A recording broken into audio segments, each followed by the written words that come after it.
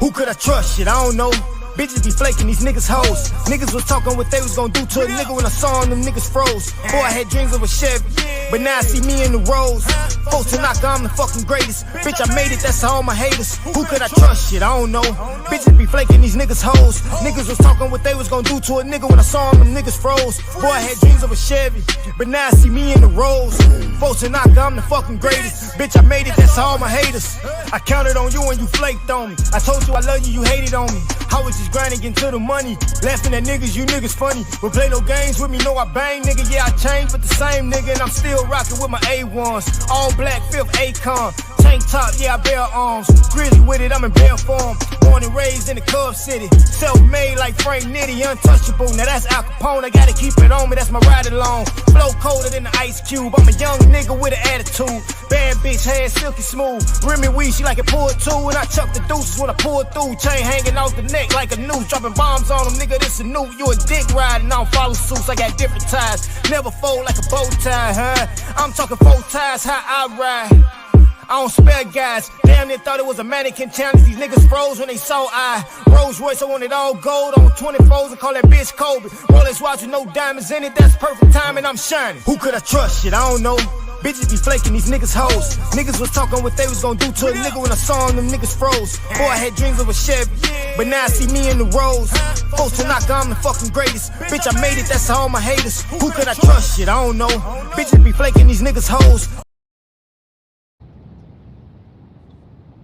Peace, peace, everyone. Welcome to the Late Show, episode 108.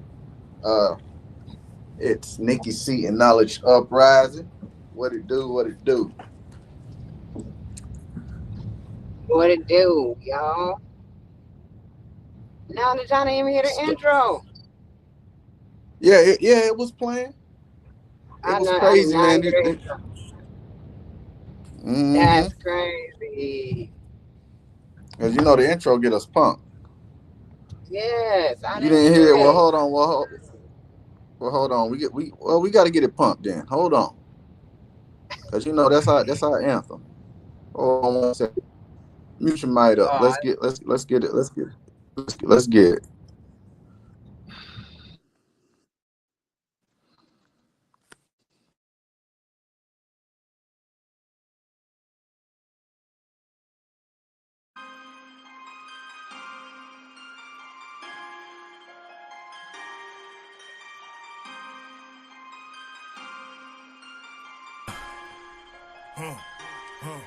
Who could I trust? Shit, I don't know. Bitches be flaking, these niggas hoes. Niggas was talking what they was gonna do to a nigga when I saw them niggas froze. Boy, I had dreams of a Chevy, but now I see me in the Rolls.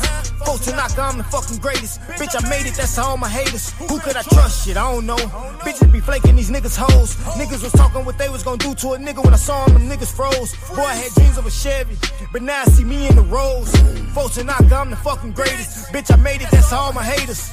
I counted on you and you flaked on me. I told you I love you, you hated on me. I was just grinding, getting to the money. Laughing at niggas, you niggas funny. But play no games with me, know I bang, nigga. Yeah, I changed, but the same nigga, and I'm still rocking with my A1s. All black, fifth Akon. Tank top, yeah, I bear arms. Grizzly with it, I'm in bear form. Born and raised in the Cub City. Self-made like Frank Nitty, untouchable. Now that's Al Capone, I gotta keep it on me, that's my ride along. Flow colder than the Ice Cube. I'm a young nigga with an attitude. Bad bitch, hair silky smooth. Remy weed, she like it pulled too. And I chuck the deuces when I pull through. Chain hanging off the neck like a noose. Dropping bombs on them, nigga, this a nuke. You a dick riding, I don't follow suits. I got different ties. Never fold like a bow tie, huh? I'm talking 4 ties, how I ride.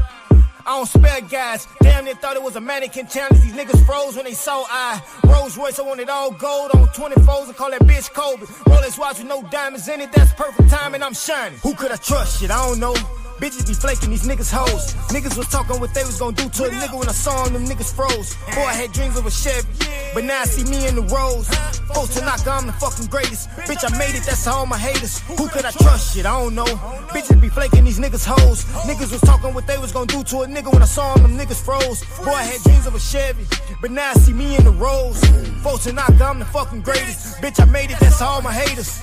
I got a little thing, so your bitch in my DM. She want me to beat it, I told her to beat it. A solid little nigga, you know how I'm living. Don't play with me, homie, you know I get with you. You know that I'm with it, you know that I'm on it. I'm thinking about hustling, I might get back to it. These bitches been flaking, but now they won't fuck. I told them little bitches get off of my nuts. I ride with the tool and you know I'm a bust. I just hit a lip, had to buy me a truck. I roll with some niggas that don't give a fuck if I tell them it's beat, then they eating shit up. I heard my brother Lynn doing time, just hold your head and keep a sane mind. You a lawyer one when I die for. My homie got stabbed 44 times, so that's the reason why I keep the iron. These niggas be hating and that's fine. I just pray that they don't cross the line and pray that jealousy don't never reach the click. Cause anybody on 3-4, I would die for and shout it that's for show. I provided safety, gun, no safety. They say I'm crazy, who ain't though? Who could I trust? Shit, I don't know. Bitches be flaking, these niggas hoes. Niggas was talking what they was gonna do to a nigga when I saw them niggas froze. Boy, I had dreams of a Chevy, but now I see me in the roads. Folks to knock, I'm the fucking greatest. Bitch, I made it, that's all my haters. Who could I trust? Shit, I don't know. Bitches be flaking, these niggas hoes. Niggas was talking what they was gonna do to a nigga when I saw them niggas froze. Boy, I had dreams of a Chevy, but now I see me in the roads. Folks to knock, I'm the fucking greatest. Bitch, I made it, that's all my haters.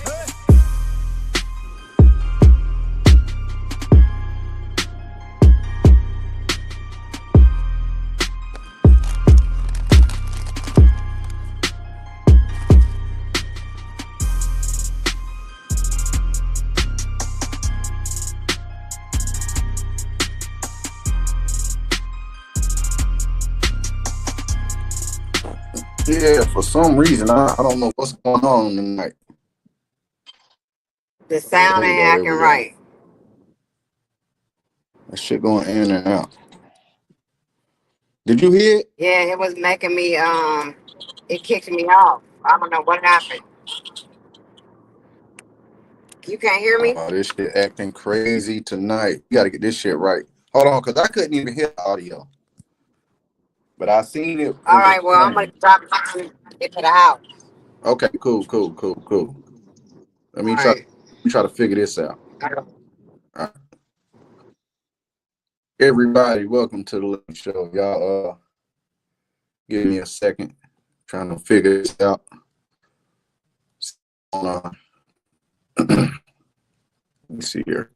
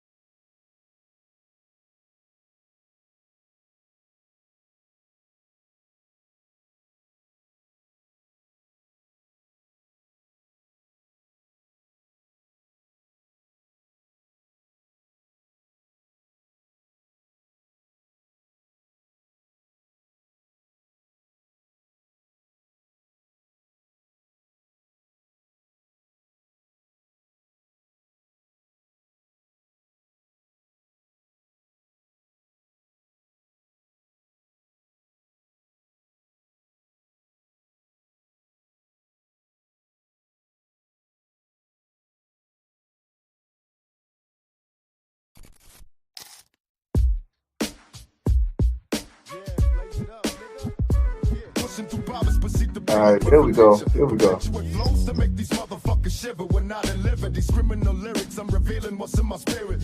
Praying for forgiveness for sins that I committed. Paranoia creeping up, sipping liquor just to cope and down and germ smoke. Feeling it seep into my soul. Peep came from an OG, my business providing heat, putting punks to a permanent sleep. Postponing pleasure, pursuing dreams to make paper. I want you to see me rise and look at what you made us. Prevent perceptions of niggas acting like they going mad. No pinning pictures of the peace when we holding hands. Look at the man in the mirror, perceive a caution. Suicide, a demons in my head wanna put me in the coffin. I'm lost in the days, feeling crossed and betrayed while my homies getting tossed in the grave. Can you relate? Blessed be those who open their eyes. No troops. All right, y'all, we back. We back. Had to get everything right, man. This is life after death for me. Y'all can hear me good? No troops as easily spoken as lies. Enemies and feel for the minds that they never met. Yet, this is life after death. And now let's smoke the coke, but selling pain, numb senses. AK-47 make the scary chumps drink, then streets soaked in blood. Souls filled with slugs. Bustin' steady front, got no love for scrubs. Making like Okay. I'm on the road, nigga. From dog dealer to old nigga, you run up, I'll be smoking ya. Choked in blood, I get up quick, take the jewelry, Go. snatch the Uzi, and then dip, splitting wigs, ain't no thing to me. I cold hard, I both guard this game. We're trying to maintain just one thing. The change since the 90s. Squash the beef, left the street like behind me. You couldn't kill me, still sipping on Remy. Macking on hosts. There we go. More than 20 years since I left. Coming back to collect your death chumps. This is life after death, punk. Blessed be those who open their eyes. No truths as easily spoken as lies. Enemies and feel for the minds that they never met. Yet, this is life after death for me. Salute to everyone in the chat. What it is. Enemies and feel for the minds that they never met. Yet, this is life after death for me. We ain't done yet. Leaving their bodies as we arise from the ashes. Pitch our last supper while lying in the casket. No love for them bastards who feud the feud to profit. We can make take the chips that you choose to pocket, nigga. Ain't no lawsuit stopping us. We busting slugs at these so-called fucks that used to hustle us. Laying them down, we came for the crown, cause all these punks need us paying them out, so Pac tell them. I got my 4-4 ready to go loco. Have off these niggas today as pro codes, but I show no love, cause snakes get it where they sliver. They came at the old man and pulled the fucking trigger. This cat B tried to get the best of me. Plotting with S to cook a beef between West and East. I cannot rest in peace if this shit ain't settled. The industry is the motherfucking devil.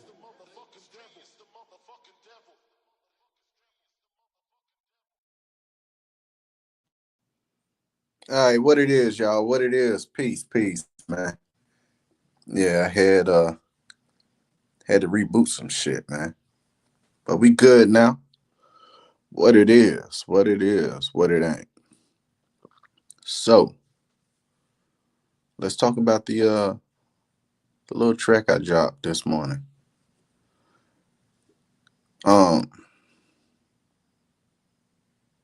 It doesn't matter what you say. I got you. And just a little bit further updates. You know, I ain't really got too much to say about it. The song speaks for itself, you know. So it is what it is. I done did 3. I don't feel like it's a need to do a 4th one. You know, I just want to let him know anybody can get it. Regardless if it's AI or me saying it. It's the same shit. I wrote the lyrics, you know. But it's neither here nor there. It's whatever. It's up there, nigga. Your turn. Also, about the weird ass brother from the beef sector last night. I don't know what that was, Mr. Hectic, aka Simon. You're a weird individual, man. And I was patient with you. But you really showed your true color, so it is what it is. I ain't tripping. It'd be like that when you're dealing with people on this platform, you know. It'd be some individuals, for a better choice of words. It's some individuals. Everybody tuning in, hit that like button, hit that share button. We back, got it live. For what's going down this week on Knowledge Uprising, I have some music coming out, some more music. That's right. I see y'all loving the music, man. And I appreciate y'all support. So we got tomorrow we're gonna have some songs coming out. And Thursday we're gonna have some songs coming out.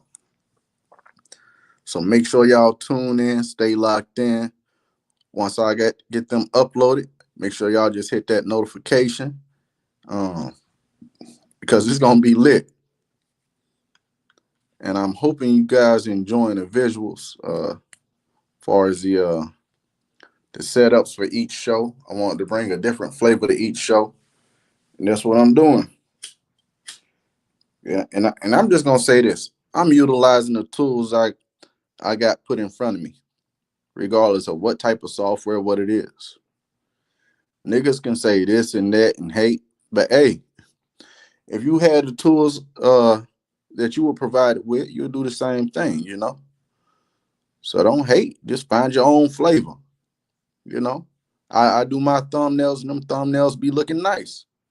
Don't get mad. Go figure out a way to make your thumbnails more creative, you know. But it's always one in a bunch that has something to say about something, which I think is so damn stupid. I could care less about what somebody say. The audience love the visuals. The audience love the thumbnails. The audience love the music, the AI music and the real music. You know, it's just them niggas out there. And like I was saying earlier, not on here though, but there's no need to do response videos. Hell, I just make a diss track about your ass. Let me write some shit. Let AI tell your ass that. Not gonna waste my energy. I'll put it in words and let the motherfucking AI sing it. And I bet you everybody be bobbing their heads to that shit.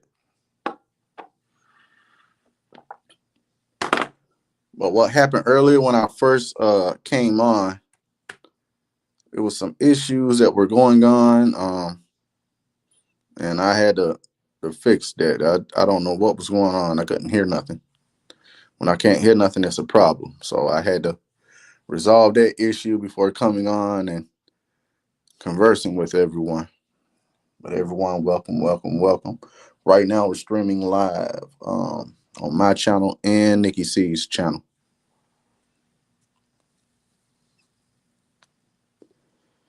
So make sure y'all subscribe and hit that like button. But what it do, though? What it do, though?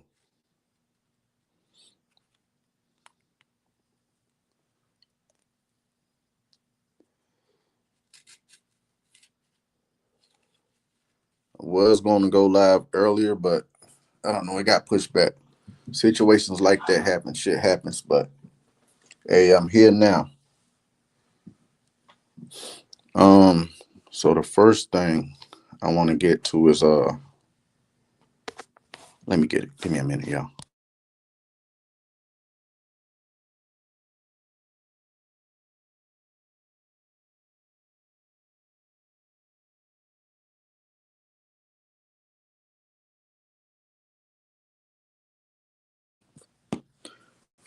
First thing I want to get into is this is my platform. And I'm gonna talk my shit, do what I want to do, just like anybody else on a platform, you know. And I'm patient with everybody, but I'm not gonna be handled. If anything, I handle you before you handle me. So let's just get that straight. And I'm gonna keep dropping content. Anything I could fathom or utilize or optimize to present to y'all far as a live, a visual, or a song, I'm gonna upload that bitch. And I'm gonna have everybody playing that bitch. Everybody bobbing to that bitch. You know? It's just funny how some people are. But I'm gonna keep it cool though. I'm gonna keep it cool. Right now, just waiting for the co-host to hop up so we can talk our shit. Salute to everybody tuning in. Welcome to Knowledge Uprising.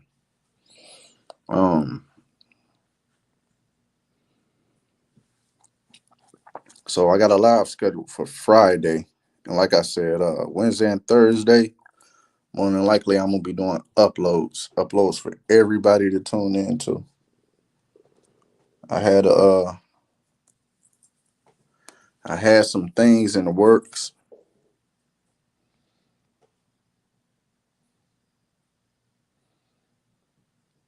All right, I got you. I had some things in the work and I had to keep it cool. So right now we just vibing, y'all. I'll get something together. 1 second.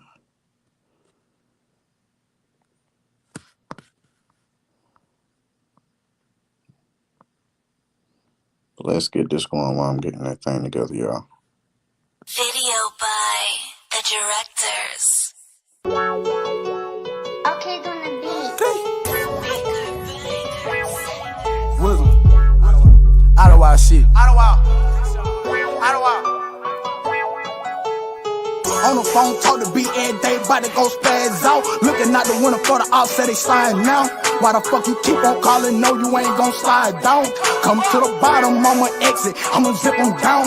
On the phone, talk to beat every day, bout to go spaz out. Looking out the window for the offset, they sliding. Why they sliding down? Come to the bottom, I'ma exit, I'ma zip them down. Come to the bottom of the exit, I'ma zip them down. I live with my brother, I live with my mama. I'm feeling this Christian, I'm gambling. I'm feeling this Christian, I'm gambling. I live with my mama, I live with my brother. I'm feeling this Christian, I'm gambling. I'm feeling this Christian, I'm gambling. Robbing that drink on your boulevard. All out of wine, I'm suffering hard. Beat the gun, can't pray the Lord. I'ma beat the cake to the judge. Can't even stop me, know what's going on. I ain't even got no option. Had to go run up a ticket. Now they gon' call me. Call my brother out of H.O.T.C. If I need a ball, you know you gon' drop it. Still independent and let me keep calling. You know they can't sign me, they need to go drop it. Still in this Christian, I'm robbing that thing. Still in the streets when I'm selling that cane. Say they wanna kill me, they got me fucked up when I see them. I'm putting that phone in his bank, bitch. On the phone, talk to beat every day, bout to go spaz out. Looking out the window for the offset, they sliding now. Why the fuck you keep on calling? No, you ain't gon' slide down. Come to the bottom, I'ma exit, I'ma zip them down. On the phone, talk to beat every day, bout to go spaz out. Looking out the window for the offset, they sliding. Why they sliding down? Come to the bottom, I'ma exit, I'ma zip them down. Come to the bottom of the exit, I'ma zip them down. I live with my brother, I live with my mama. I'm feeling this Christian, I'm gambling. I'm feeling this Christian, I'm gambling. I live with my mama, I live with my brothers. I'm feeling this Christian, I'm gambling. I'm feeling this Christian, I'm gambling.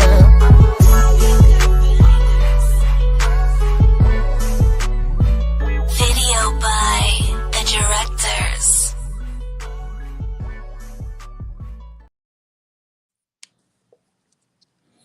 Yeah. Shout out to Ratchet for that. No, I don't need to go to that. Where I'm at, right here.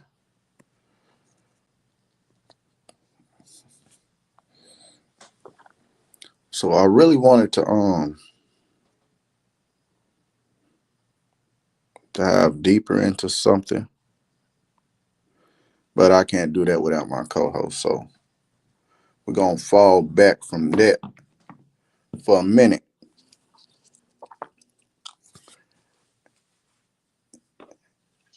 And I want to revert back to my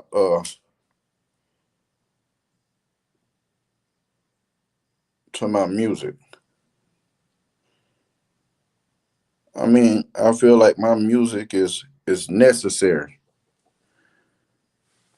It's necessary. Cause a lot of this stuff everybody do is just bullshit anyway. Nikita, peace, peace, peace. Welcome to the show. And if you like it or regardless if you don't, it's still gonna be it's still gonna get dropped and I'm gonna talk my shit.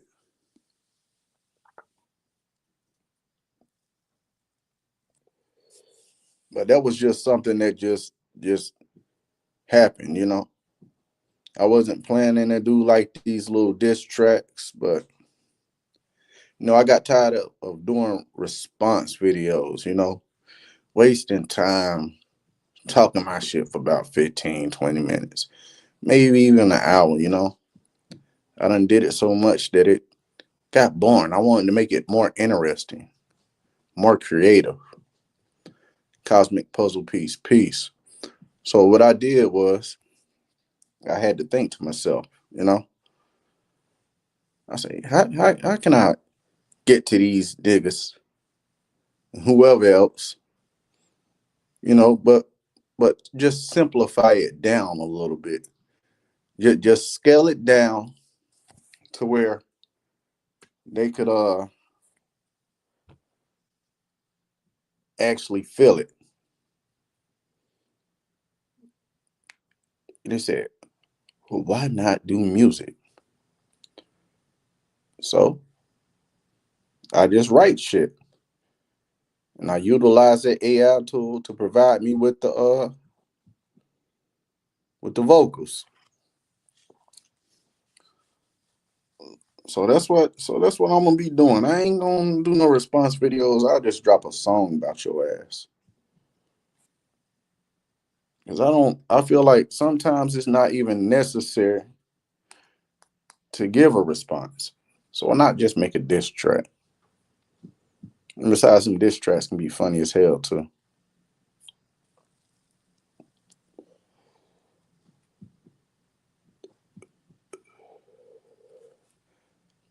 And see, the first couple ones I did, I was just testing the waters. I wanted to see uh the retention, how the audience reacted to it. So I said to myself, let me just do one. So I did that in particular in regards to one content creator on this platform. Regardless if I like him or not, man. Dude doing videos, he doing lives, he a content creator. But he likes to go around whining and complaining about everybody else and how his information is so pertinent and his information is whack.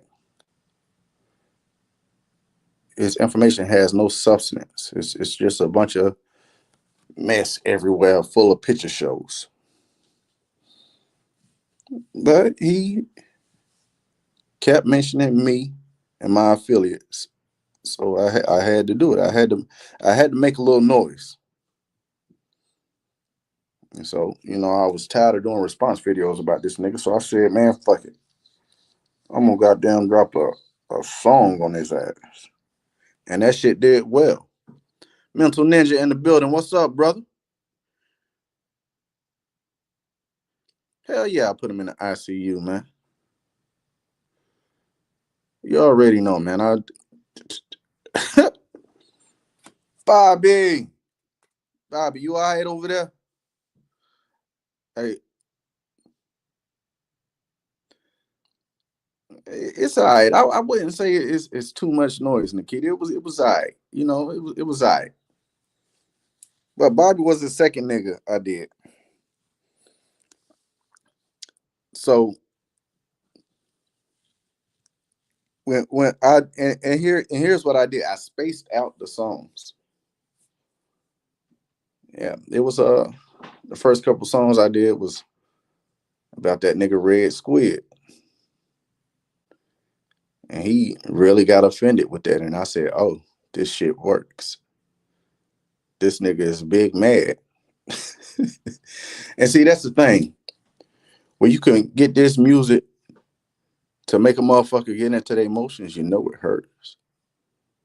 And that's what brings me to the second dude, Bobby Knight. I did my 3 singles on his ass. And you know he feel it. It's hitting him so hard he don't even want to do a response. But see, it wasn't made for a response. It was like you was throwing shots, so you know I just threw my shots right back. You know, you can say all this shit, but you can't negate the truth.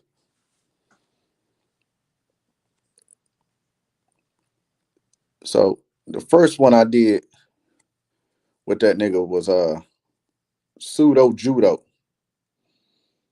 And see, the thing with pseudo judo is the significance behind it, right? He was saying, okay, y'all niggas pseudo, talking about walking through walls in the Grand Canyons and all this old weird ass shit, you know? He just tried to make it look like we was some spaced out niggas on here. Like, I don't know, man. The dude got his whole he just got a whole misconception of the H.O.T.C. And he likes to be real disrespectful and joking and all that. So, you know, I said, so I'm gonna play that game. And that's what the fuck I did. And to be honest, a nigga broke. A nigga don't got no job. But he like, oh, you pseudo ass niggas, you Dr. York sympathizers. You know, he says the same things, you know. He has the same shit he says, you know, his favorite lines when he's trying to attack us. So what I did, I dropped this song right here.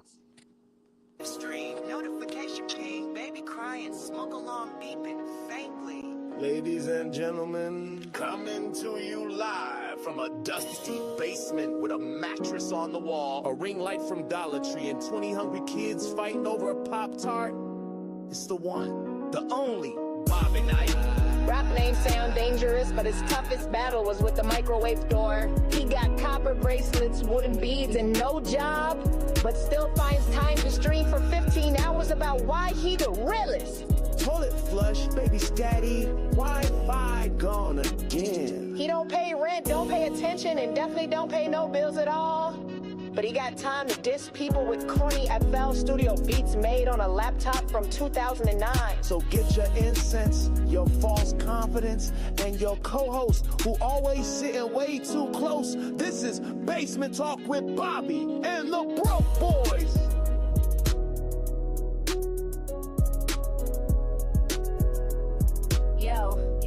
Bobby Knight.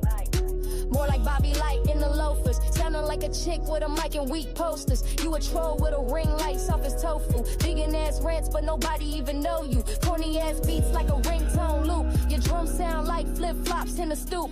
Claim shot town like that, make you raw, but you ran from the fade. We seen the footage, nah. You ain't a threat, just a TikTok skit. Your hands ain't registered, they registered to quit. You laugh at your jokes, cause nobody else will.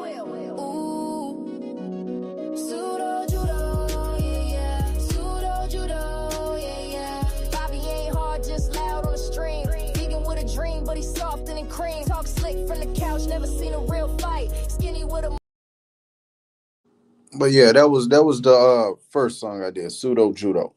You know, just to throw my shots back, cause you know I ain't really got time to be clowning a nigga and doing all that little goofy ass shit, you know.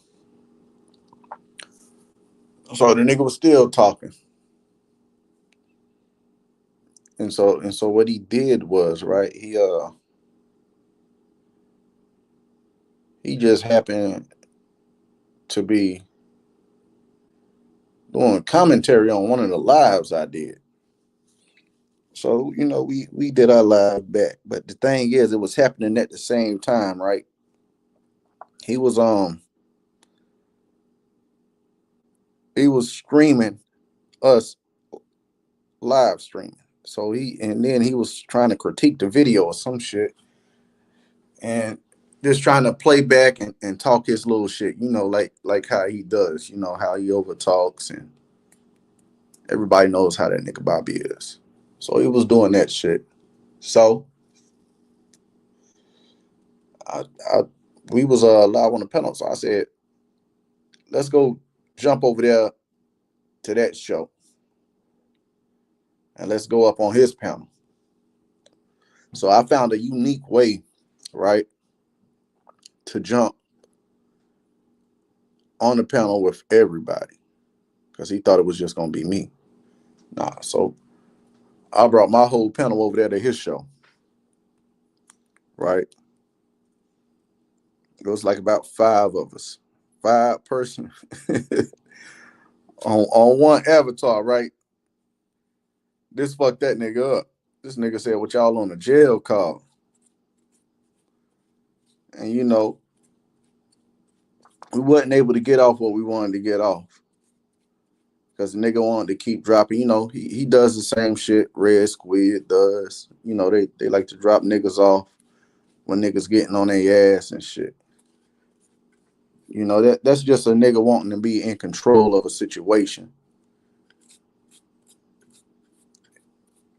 And so he looks at it like publicity. Nah, nigga, it's just, I'm showing we stunting on your ass without stunting, nigga. We stepping on your ass. So we did the video. Video did well. And he just don't stop. He's like an annoying little fly that just flies around and doesn't stop. So, I wasn't thinking of doing another diss track because I just dropped that one and I left it alone because I was still worried about the other nigga, Red. And see, like, I don't know, man, this YouTube beef is just silly as hell to me, beefing with these niggas online and going back and forth with them. He do a video about me, I do a video about him, so and I was very meticulous about the way I did the songs. So the Red Squid X joint, right? So what happened was with that, the second diss track I did, right? Because this nigga wrote a letter. What the hell just happened right there? Why the fuck did that happen? Okay, there we go.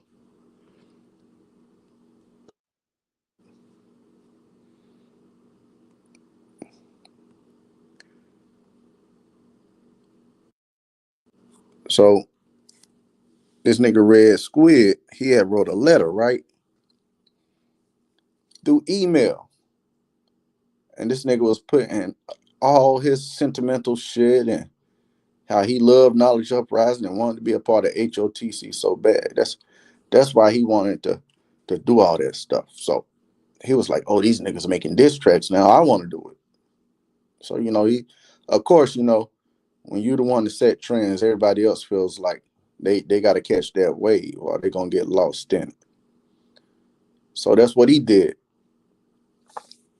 So I do my assessment because I want niggas to feel it, and that's when I did that How to Speak English, because that's like his little subtitle he got going on right now. So I named the song after his ass, and when I named the song after his ass, I wanted him to feel it. I didn't want to include all the extra shit about his little black cat.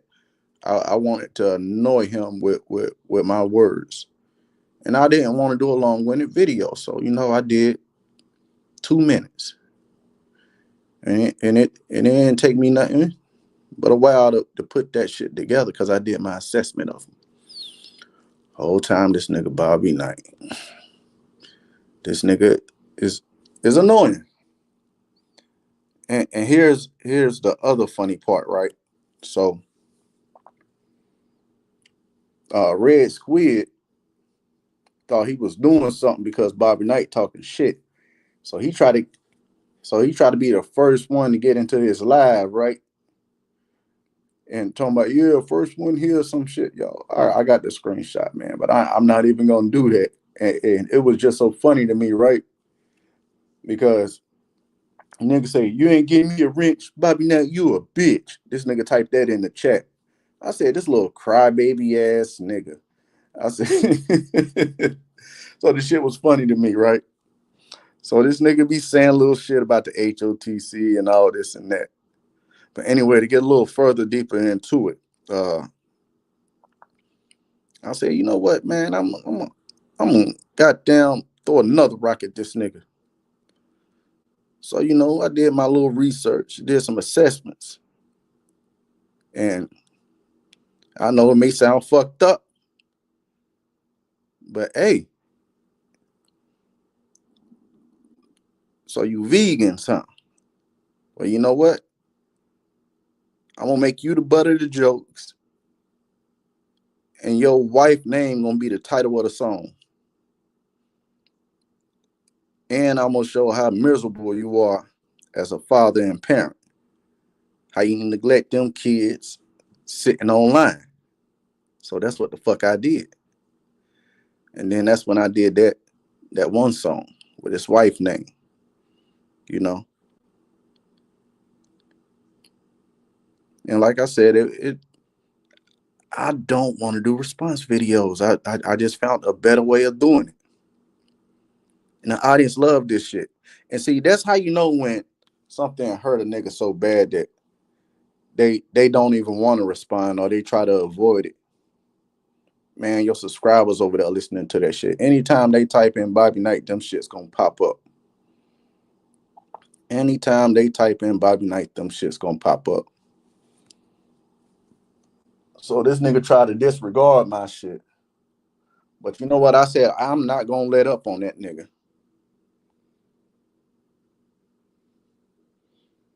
So Yo, what's good? peace. What's up? I'm gonna back up. So what I did was I said, you know what? I got a better way. Let me optimize this for the search engine on YouTube. So I came up with the creative idea. First, I had to come up with the concept of the song, right? So what I did was I named the song after his little unpopular opinions in the shit show. So when they would type in Bobby Knight, the shit show on YouTube, my shit would automatically hit the algorithm and pop up right within the first couple videos. So anytime they search for Bobby Knight, the shit show, his panels wouldn't pop up. My video would be right there at the top with the other ones, you know. So y'all know I gotta come on here and laugh loud. So I wanted to be creative with it. And so, you know, he got that one song, God Got Me. So I put in the hook, God Don't Got You This Time. I threw that in there. And then, you know, I did the whole thing with fuck your panel and fuck your channel, you know, to end the hook off. Because, you know, them niggas riding right along with them. They all in the same boat. And for all that shit, hold on, I won't cut you now, but all that shit you put in that song, because he likes to say that he trolls with the truth. Like, no, nigga, you gotta. That's why I told him earlier on the panel. When me and that nigga got into it earlier, I said, bro, some of my nigga knowledge did 3 songs on you, nigga, and you over here on the fucking panel with these niggas. I said, you need to be with a pen and pad trying to figure some shit out. I said, bro, nigga, you getting, bro, that shit in that song, I know that shit hurt him. He don't like. That's Let me tell why you he one thing can't say about nothing, man. Look, the nigga is on panels. He ain't even did a show. That's how you know the shit hurt. His wife right, probably seen that shit and was like, "What the fuck, Bobby? What you man. got going on?" I'm gonna tell you one thing. Let me tell you one thing I know about that nigga since I've been going back and forth with him, bro. I was getting to him so bad, that nigga started striking my shit down, bro. The videos I was doing on him, he started striking my shit down. So all the videos I did about that nigga, I had to put on private. He don't like being embarrassed, bro. He don't mind. He'll do it. He'll make a video about a nigga. He don't mind trying to so-called embarrass a nigga, but once you start doing it to him, he don't like it, bro. It starts to irritate him. And I know that. And so that's why And see, he tried to say it's a lyric switch up. Now all of them was original lyrics, you know. And each song is not the same. Each song has its own flavor.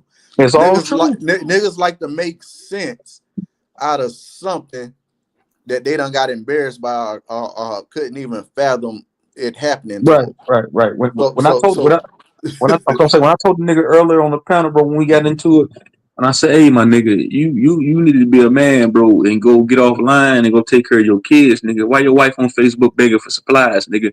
That hurt him too. That hurt him because he know I know that. I got the screenshot. I'm gonna yeah, post that shit on my channel tomorrow when I go live. He know I know. that's why he quiet. That's why he's quiet and over talks a lot. And yeah, I threw in the shit. I said he online for 11 hours disrespecting the conscious community and Dr. York. The reason I said that because that's all the fuck he's doing. It's not to say oh yeah, like I'm in support of him doing this shit or I'm against it. I'm just saying, nigga, you got other things to do besides talk about Dr. York all fucking day and night in the conscious community. You know, and I threw my shots well. And I threw my That's shots why I well. told him earlier. I said, my nigga, ain't no He, bro. I got that, man. That's why I told him we're gonna put all the trolling to the side, all the jokes to the side. That's why I got a live stream tomorrow coming up called Priorities, and I'm gonna address this nigga. I'm not gonna troll. I'm not gonna throw no jokes.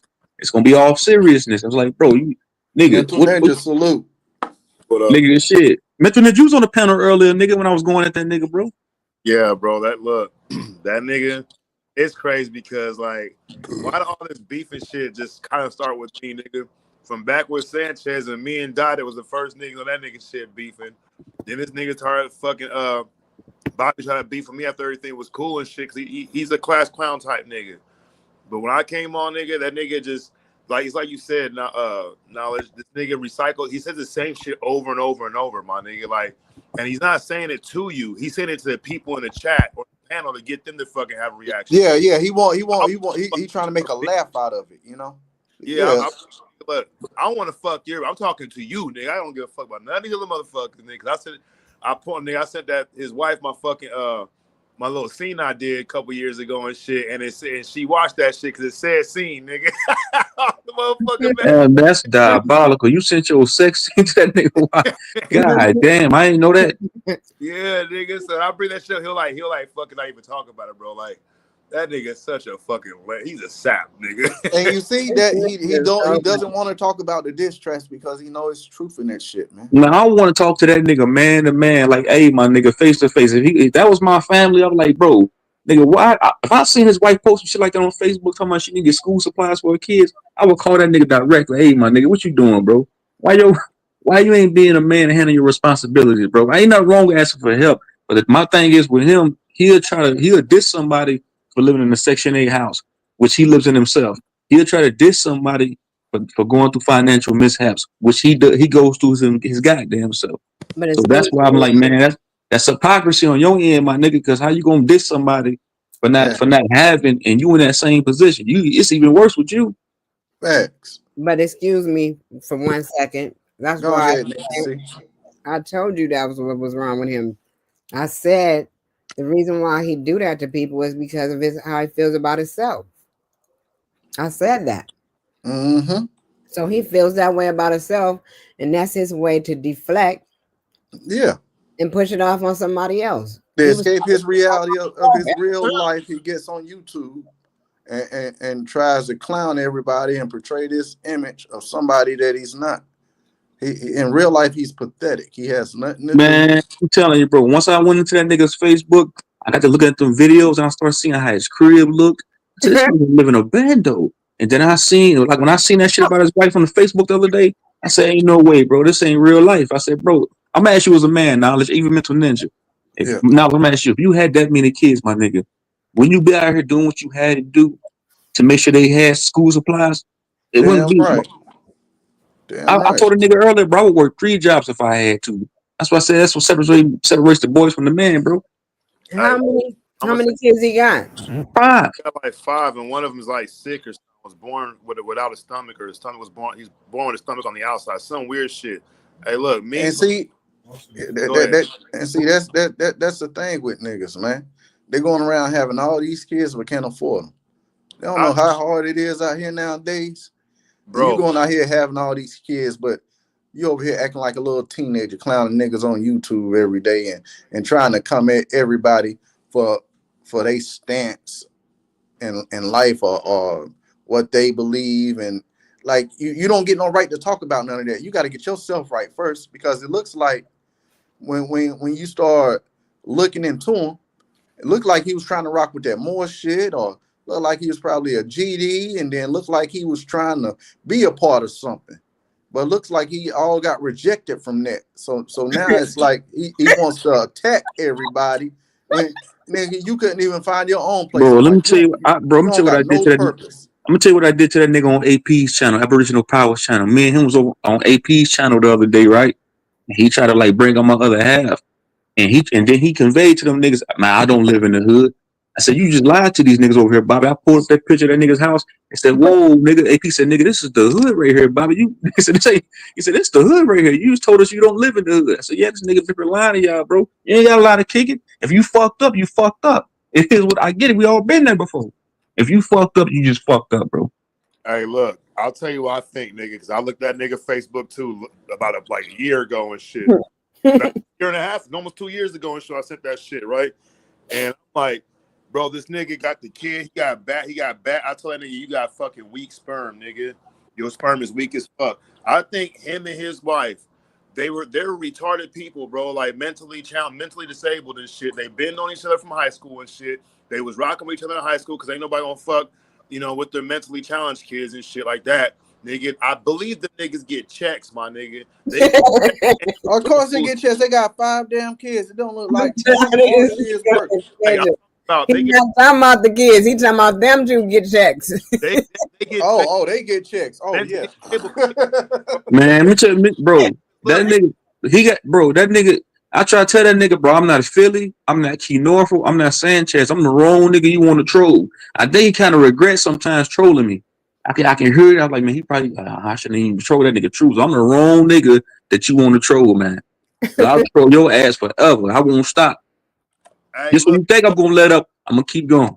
Hey, the whole thing because that one day, nigga, he was on your channel and I came in the chat and he heard and he seen me. You said you shout my name. Oh, what up, mentioned? I only been on your shit one time before that, and that nigga got mad and he tried to make you pick a side and shit. And you was like, nah, I'm like, you like, bro, I'm neutral, bro. I'm just like, I just want to run my channel and shit. You know what I'm saying?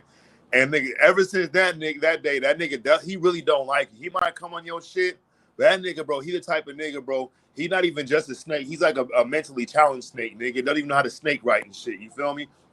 And bro, look, that nigga, like you had them niggas, bro. This earlier today, nigga. The one chick, she sounded retarded too. The fat chick that was showing her house, nigga, with the fucking, I only fuck with black people. Got the white maid and shit, living in a white neighborhood and shit. Got a white milkman and shit, bro. That bitch is stay-at-home mom, and you still need a maid, bitch. What the? Ain't you supposed to be the maid? Like what? You could just hire yourself and keep it in. She lazy. She lazy. All her stuff probably frozen dinner. She heat up. She probably can't even cook a real milk. The bitch, no, that's the bitch was telling me True Zone. I don't fuck with white people like that. I got a disdain for them. I prefer to do business with black people. I said, hold up. I said, that's a contradiction. Trying to make her sound more talented than she is. She ain't saying no disdain. Use the no, word. I'm saying I'm using that word. I'm saying, but she was saying that she got all this ill will towards white people. I said, but if you telling me that you prefer to deal with black people, but you hired a white maid, that's a fucking contradiction right there. If that's the case, you would have hired a goddamn black maid. Right. So I'm just calling out for that. The nigga Bobby tried to step in and try to save her and all that shit. But I brought up the fact that, like, bro, why your wife on Facebook begging for school supplies and shit, my nigga? I said I want to post it so bad right now on my channel, but I don't want. And he gonna strike it down. Hey, look, them niggas sounded so fucking stupid, bro. They sounded like if white people are watching this shit, they be like, yeah, black people are dumber than fucking shit, bro. Because listen to that shit. That don't even make no sense. Like, nigga, I only rock with the Raiders, nigga. You'll never catch me doing nothing else but Raiders shit. But every time you see a nigga, he had a fucking Chargers game, nigga, with Chargers outfits on and shit. I'm not hard Raiders, nigga. And then I'm argue. And Bobby Knight, bro, look, that nigga will co-sign with some females so fucking quick, bro. He that nigga that will fucking he the nigga, bro, that will lie to impress a female and shit. Even though everybody know he wrong and shit, he'll do that shit to back the female up and shit, bro. And look, ain't no telling, bro.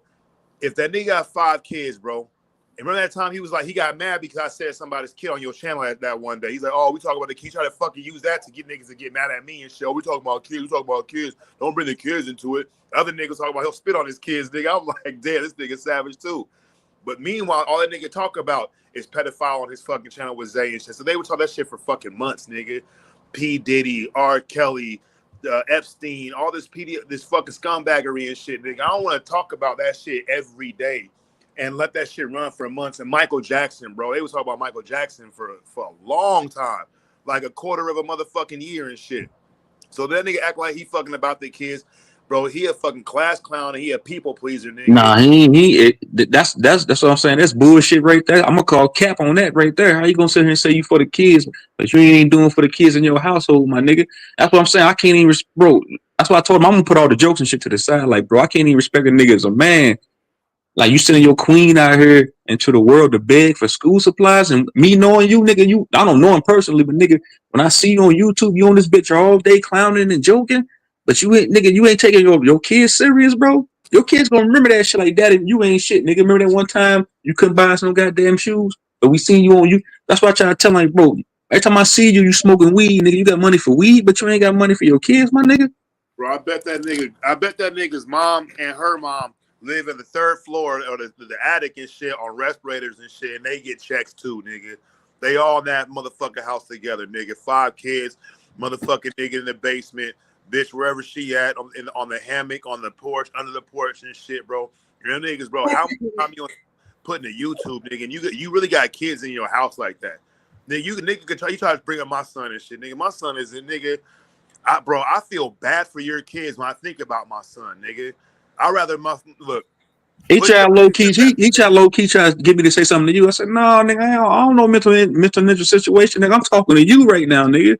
Why is your queen? Why you got your queen out here begging like that, my nigga? No, you try to show her off like she's a trophy wife, but you got her begging for shit, bro. No, that's not a good look. But then that's when that one chick K-Dub, the one that stay in that white community talking about, oh, y'all don't go back to school drives? That nigga need to already have some shit.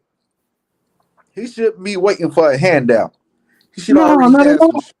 No, that's what she try to holler truths on. Y'all don't do that. No, I got that man pride. I'm not. Nah, if I go cut grass all day before I go to a Goodwill, a Can Drive. No, fuck all that. I'm gonna go hustle. Bro, them niggas, bro, look. Now, I'll get you a nigga. That's what I told the nigga a long time ago. Sell a beat. They make excuses for his poor character, you know? And, niggas bums. And that's a damn shame.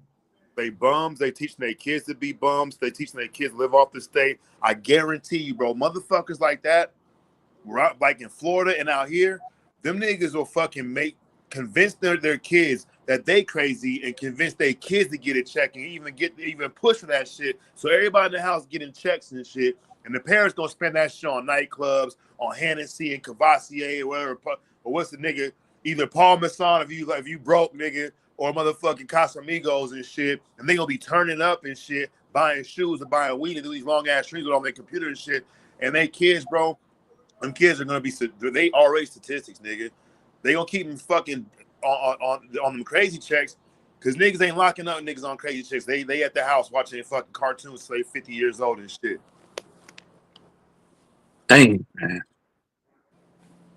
It's fun. It's funny. It's not. I don't even want to say it's funny because it's funny and sad because this nigga been going on YouTube for years, way before I even met that nigga, doing like calling people out. He called Sister Betty out for living in Section 8 housing. Come to find out, he live in Section 8 housing his goddamn self. Bro, Bobby a biter. He in a motherfucking same boat as her, but want to talk shit. Once I seen that nigga's crib, once I seen because I actually looked at his Facebook, and once I seen his crib, I said, oh hell no. I said, this y'all king?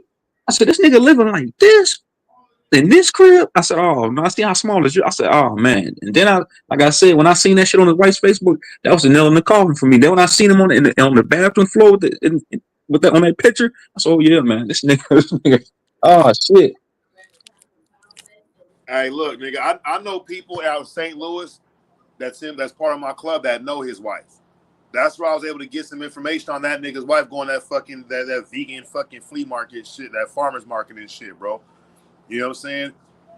Them niggas, bro. The nigga ain't shit. The nigga, why? I feel bad for his wife, bro. But she seemed like she's alright, bro. She seemed like she's a decent woman. Like that's why I tried to tell the nigga earlier, bro. I said, bro, you the first nigga to be a deadbeat in the house with your kids. I said, nigga, she might as well put you on child support while she living while you living with a nigga. That gotta be retarded, nigga. Like she can't read or spell or she got no. What it is? She love that nigga so bad she don't want to let him go because she feel like she ain't got nothing without him, but they really ain't got nothing together. You know, that's how love is, man. Or that nigga. I see what you're saying, bro. She just she's like fucking misery love company. Yeah. He's made her accustomed to being not having shit. Yeah, that poor ghetto shit. She love that nigga. She feel like if she lose that nigga, she ain't got nothing. Bro, he look. She got all them kids, and she gonna look at it like, well, shit. If I leave, I'm gonna have to take the kids because this nigga ain't got nothing going on.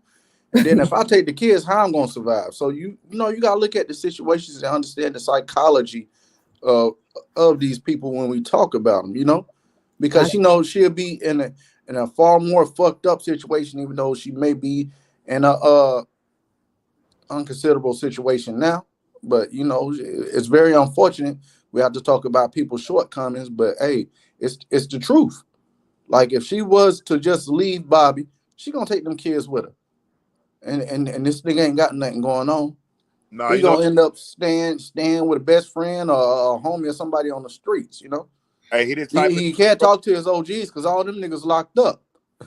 Nigga talking about he got OGs. He probably ain't got no OGs. This nigga talking to old heads and calling them his OGs, but that's another story. Niggas come through. Man, Sir Drop be with his whole neighborhood, nigga. The corner store, everybody and shit.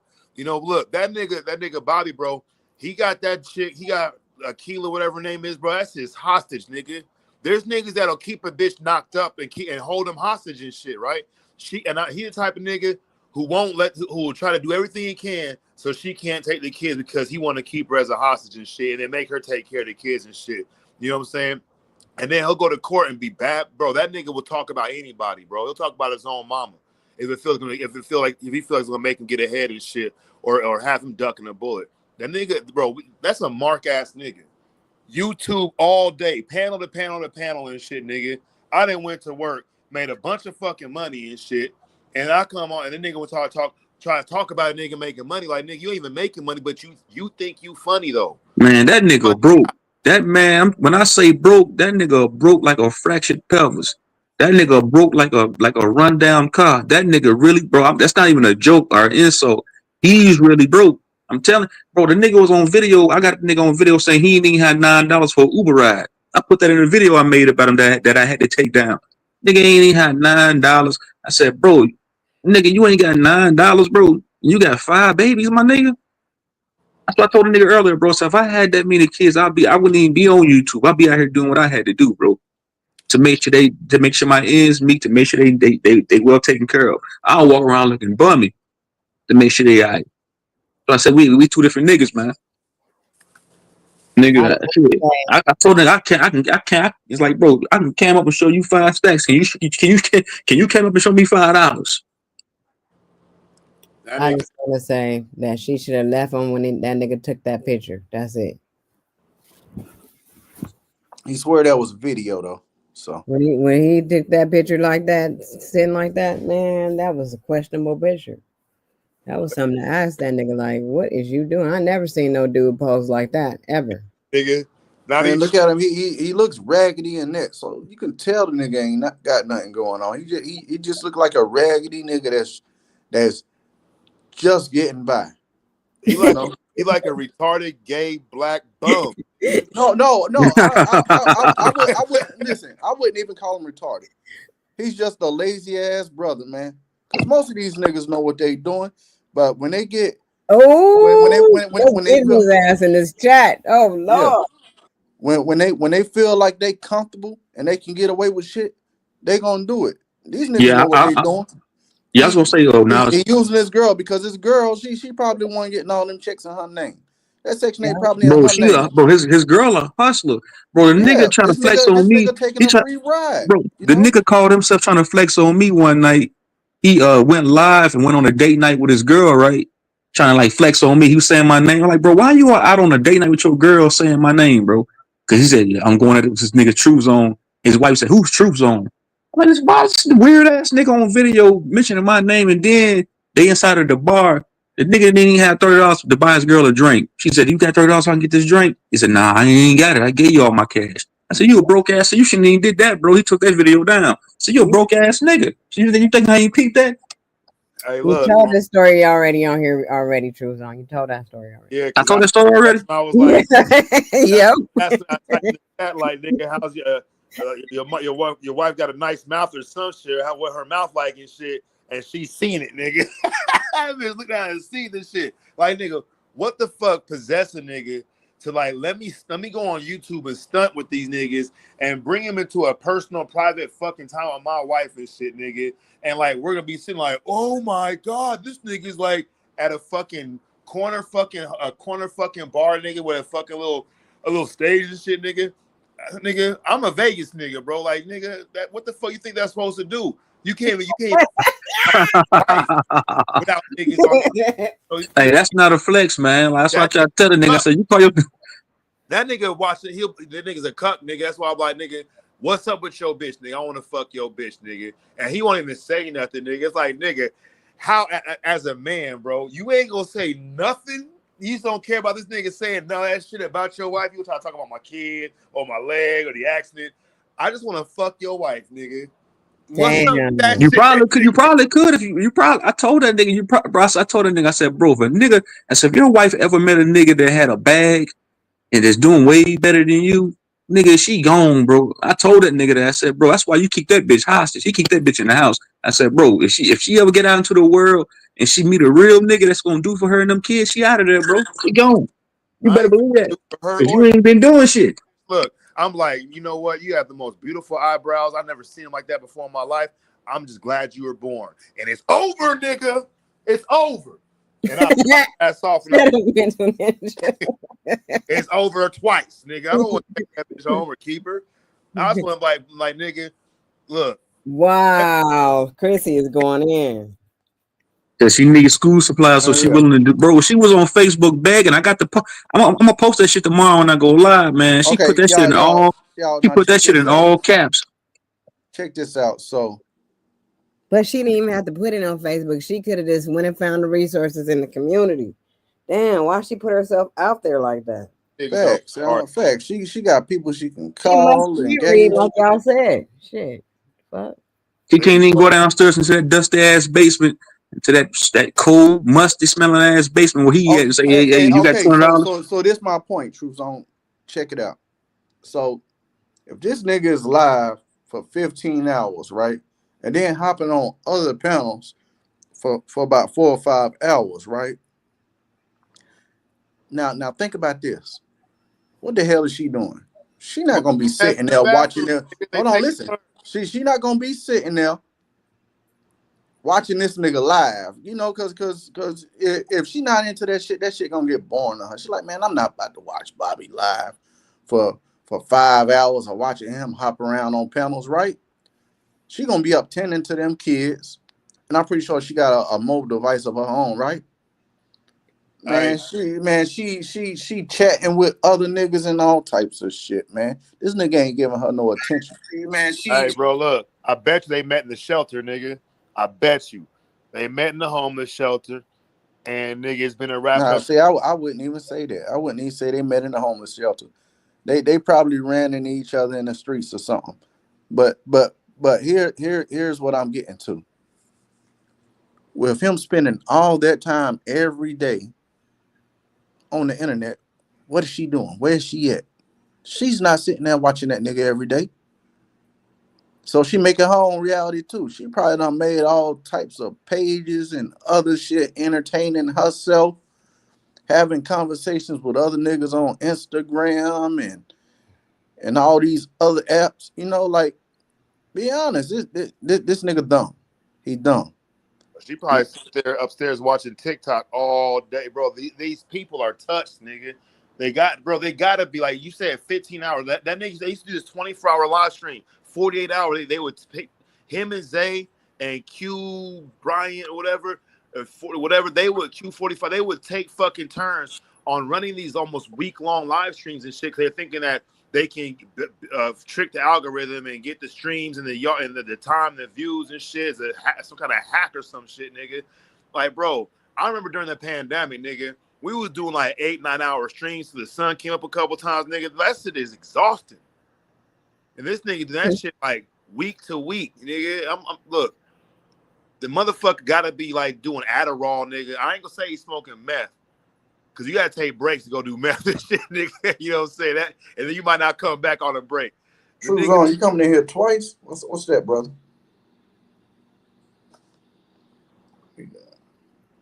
I could barely hear y'all. I could barely hear you. I had to come in. Oh, all right. But I was gonna say one thing, man. Them niggas can say I watch Windows, even Red Squid, bro. Like I make more money in one day, nigga, than you gonna make all month, nigga. You just know that, nigga. And your hustle ain't like mine. I'm a hustler, nigga. You niggas ain't hustlers. I ain't talking about nobody on this panel, but them niggas, especially that nigga Bobby, bro. That's what separates the boys from the man. I'm a real hustler, nigga. You need to figure out him a hustle shit. I know a nigga who washed windows out here in Vegas. That nigga gets paid, nigga. He washed the Luxor windows. Nigga, this nigga been doing that shit for 20. It's his career, my nigga. He got a fucking YouTube channel too called The Wicked Moon. He got a weird ass eye. I know a nigga from AA and shit, bro. He got like fucking like 20-something years AA and shit. He a little weird looking Indian Mexican nigga and shit, but he's smart. And that nigga washed windows. Look, it ain't no hustle when you find a fucking niche to be a service to your community and generate income off that shit.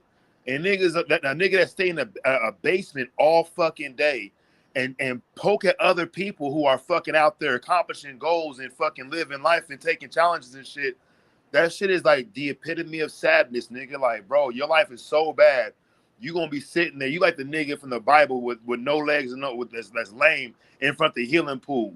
And everybody jumping every morning and shit, but he there from the beginning and he complain that everybody jumping before him, nigga, so he mad. Nigga, that's your life, nigga, and you mad at other people and you want to make jokes because you have an inability to get off your fucking funky ass, nigga, and make something out your life. And your kids gonna fall right in suit with your retarded ass shit. I wonder why all the niggas that be living in the basement do this shit. The same niggas that be in the basements be the main ones. They next door each other, nigga. Red Squid on one wall. Bobby on the other wall. That nigga better off streaming from the alley. That nigga fuck the basement, nigga. Man, that's a sad one. Sad. I know. I grew up with niggas like him, man. I know niggas just like him, bro. Just ain't about nothing, bro. Nigga just lazy, ain't got no hustle. Nigga living off a bitch. Nigga just say, man, nigga, I'm a boss, man. Nigga, I ain't you, nigga. You live off a bitch. Ain't cut their toenails. Dermatophyte colonies, all of them. They got dermatophytes, got basements in their toenails and shit. Look. Joe Claire and Big Tigger must have fucked their heads up, nigga, because they still on that shit.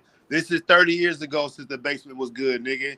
And his girl probably thinks she's Cedar, nigga. These virtual reality fucking wannabe bum thugs.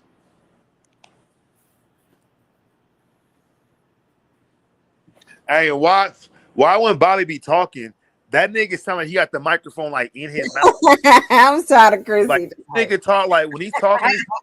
It's like he in an empty room with no furniture, no nothing, just a bunch of walls, just echoing. This nigga, they talk like he got the microphone in his mouth, my nigga.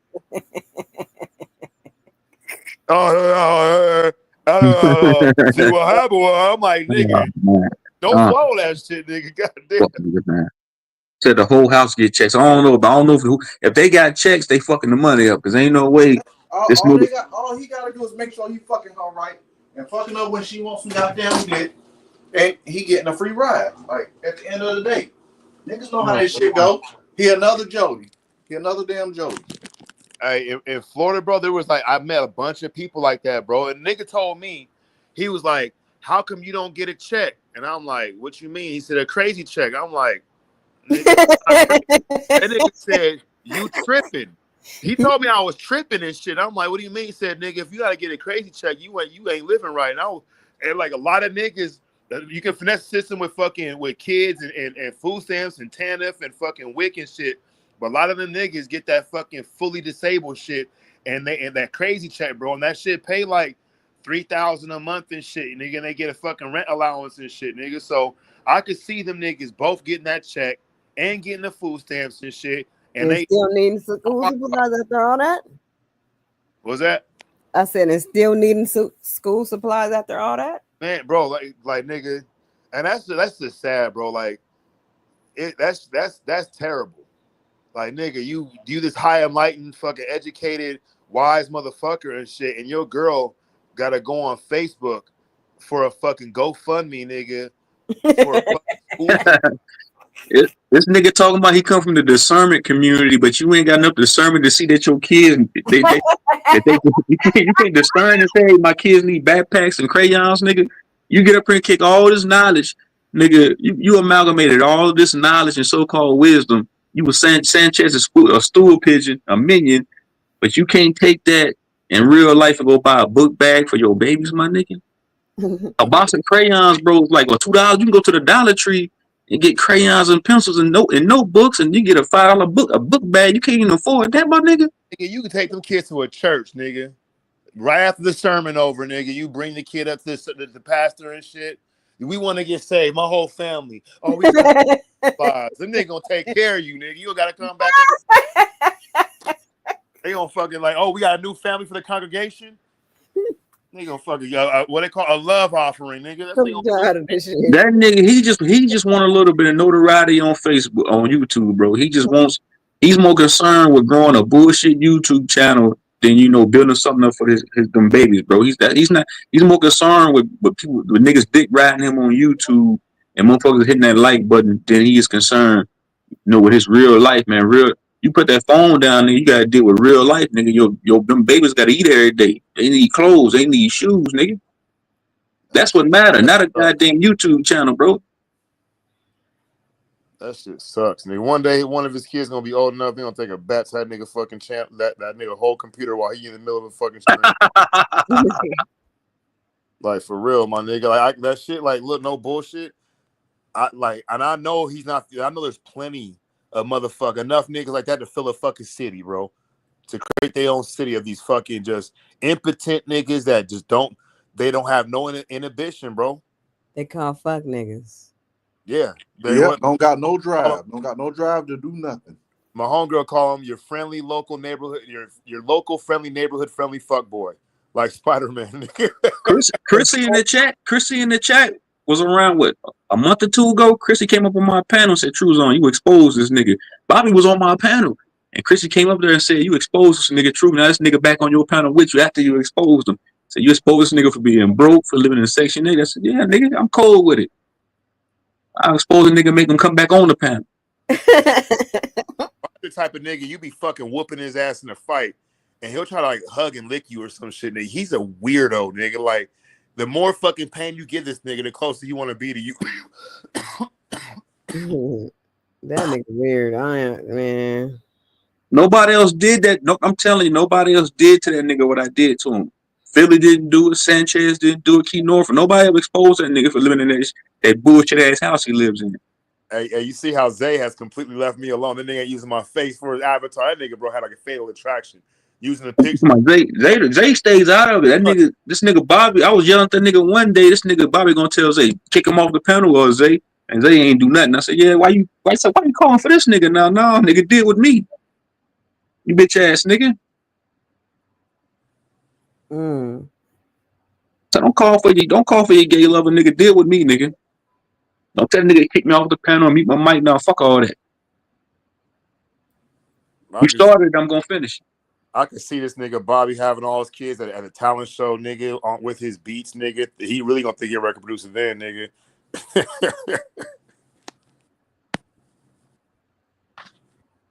That nigga life sucks, bro.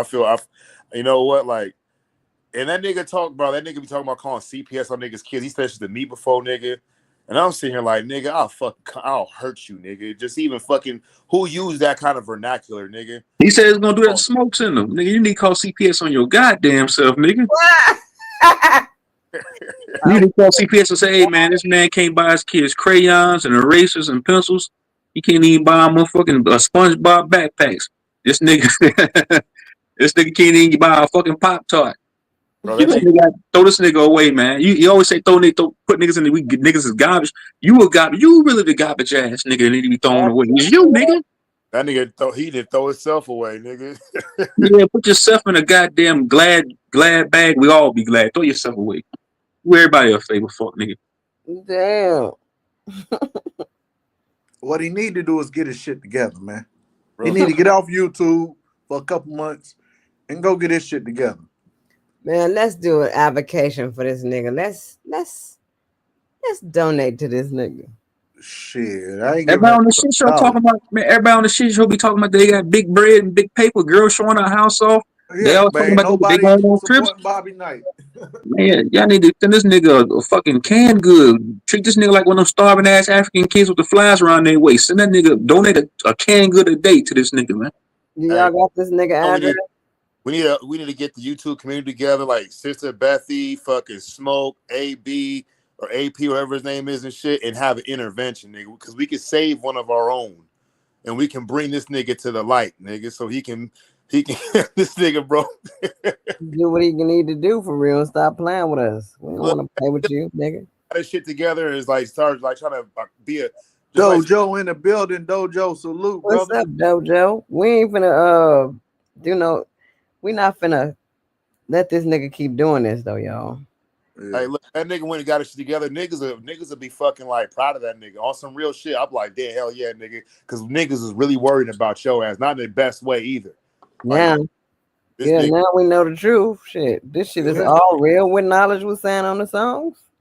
Yeah, all this was real. When Knowledge put this shit on that last song, I resonated with it because all that shit's true, nigga. Like, his baby mama, his wife, actually on Facebook put in all caps and said, and I quote, "Can somebody point me in the direction of school supplies for all 5 of my kids?" I said, "Wow, man."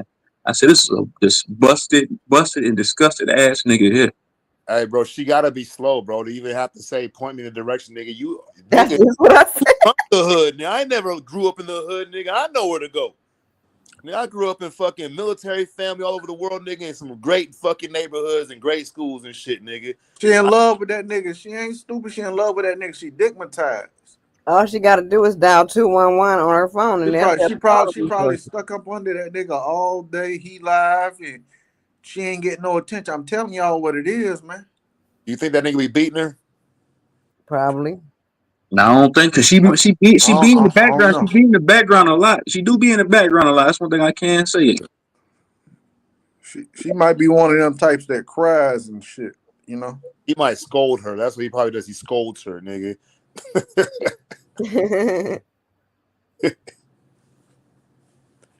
Nigga, hey Bobby, if you listen, nigga, God ain't got you, nigga. Because if he did, your kids will have crayons and book bags and Dora the Explorer shoes and shit, my nigga. But God don't got you this time, you broke ass nigga. And Trapper. Pray call loud right now that he'll drop a stack out the sky, you fuck nigga. You bitch nigga. Wait till I go live tomorrow, nigga. I can't wait till I go live. Fuck nigga.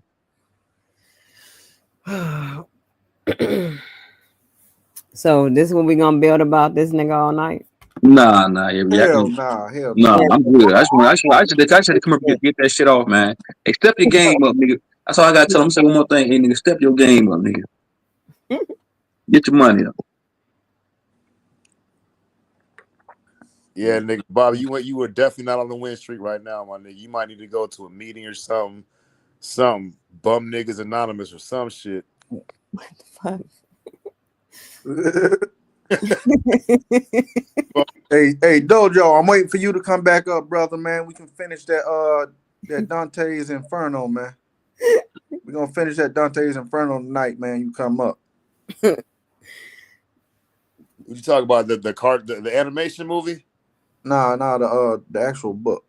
Yeah, you see the anime, that shit based is like narrated off the book and shit. Same thing. Oh, word? Nah, I didn't even know they had an animation out for that. Yeah, it's old. It's on Amazon Prime. But that shit's really good, nigga.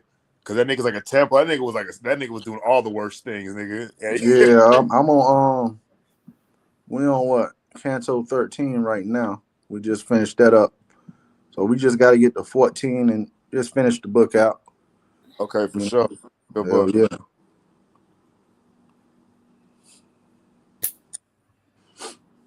Yeah, Dojo, you come up, man. We'll finish that.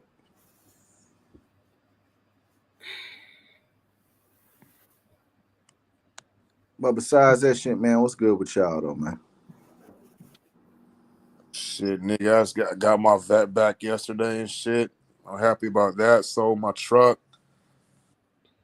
About to waiting for the target top for my vet to come in. That shit was $1,200 fucking dollars for a factory factory stock one. I remember you got that vet.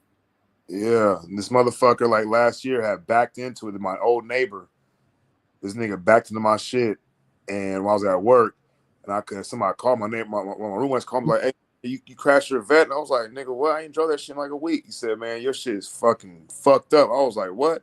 He said, "Like a big ass gash." And he took a photo of it and sent it to me, nigga. That shit damn near fucking ruined my day and shit. So I got home, and we like asked the neighbor because he had cameras and shit. I was like, "Hey man, you seen who fucking backed into my vet?"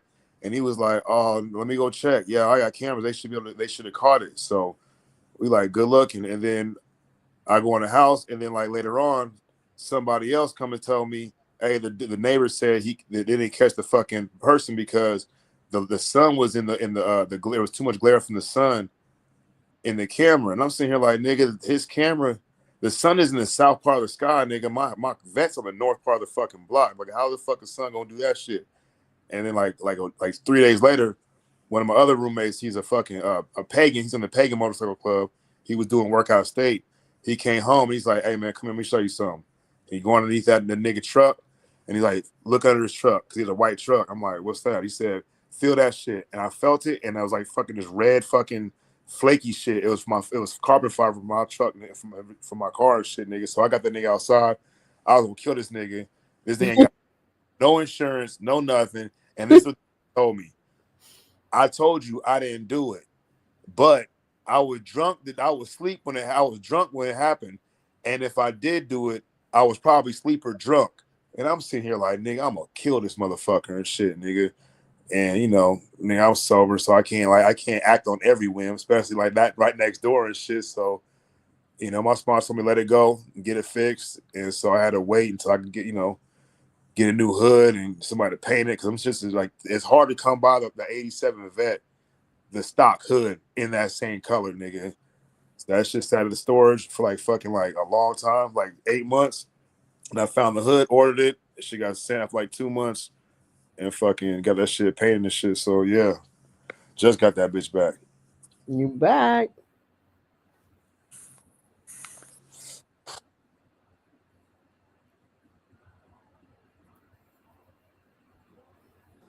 Yeah, I know that shit can be frustrating right there, man. Yeah, Dealing with some shit like that. yeah, I'm a hothead too, nigga.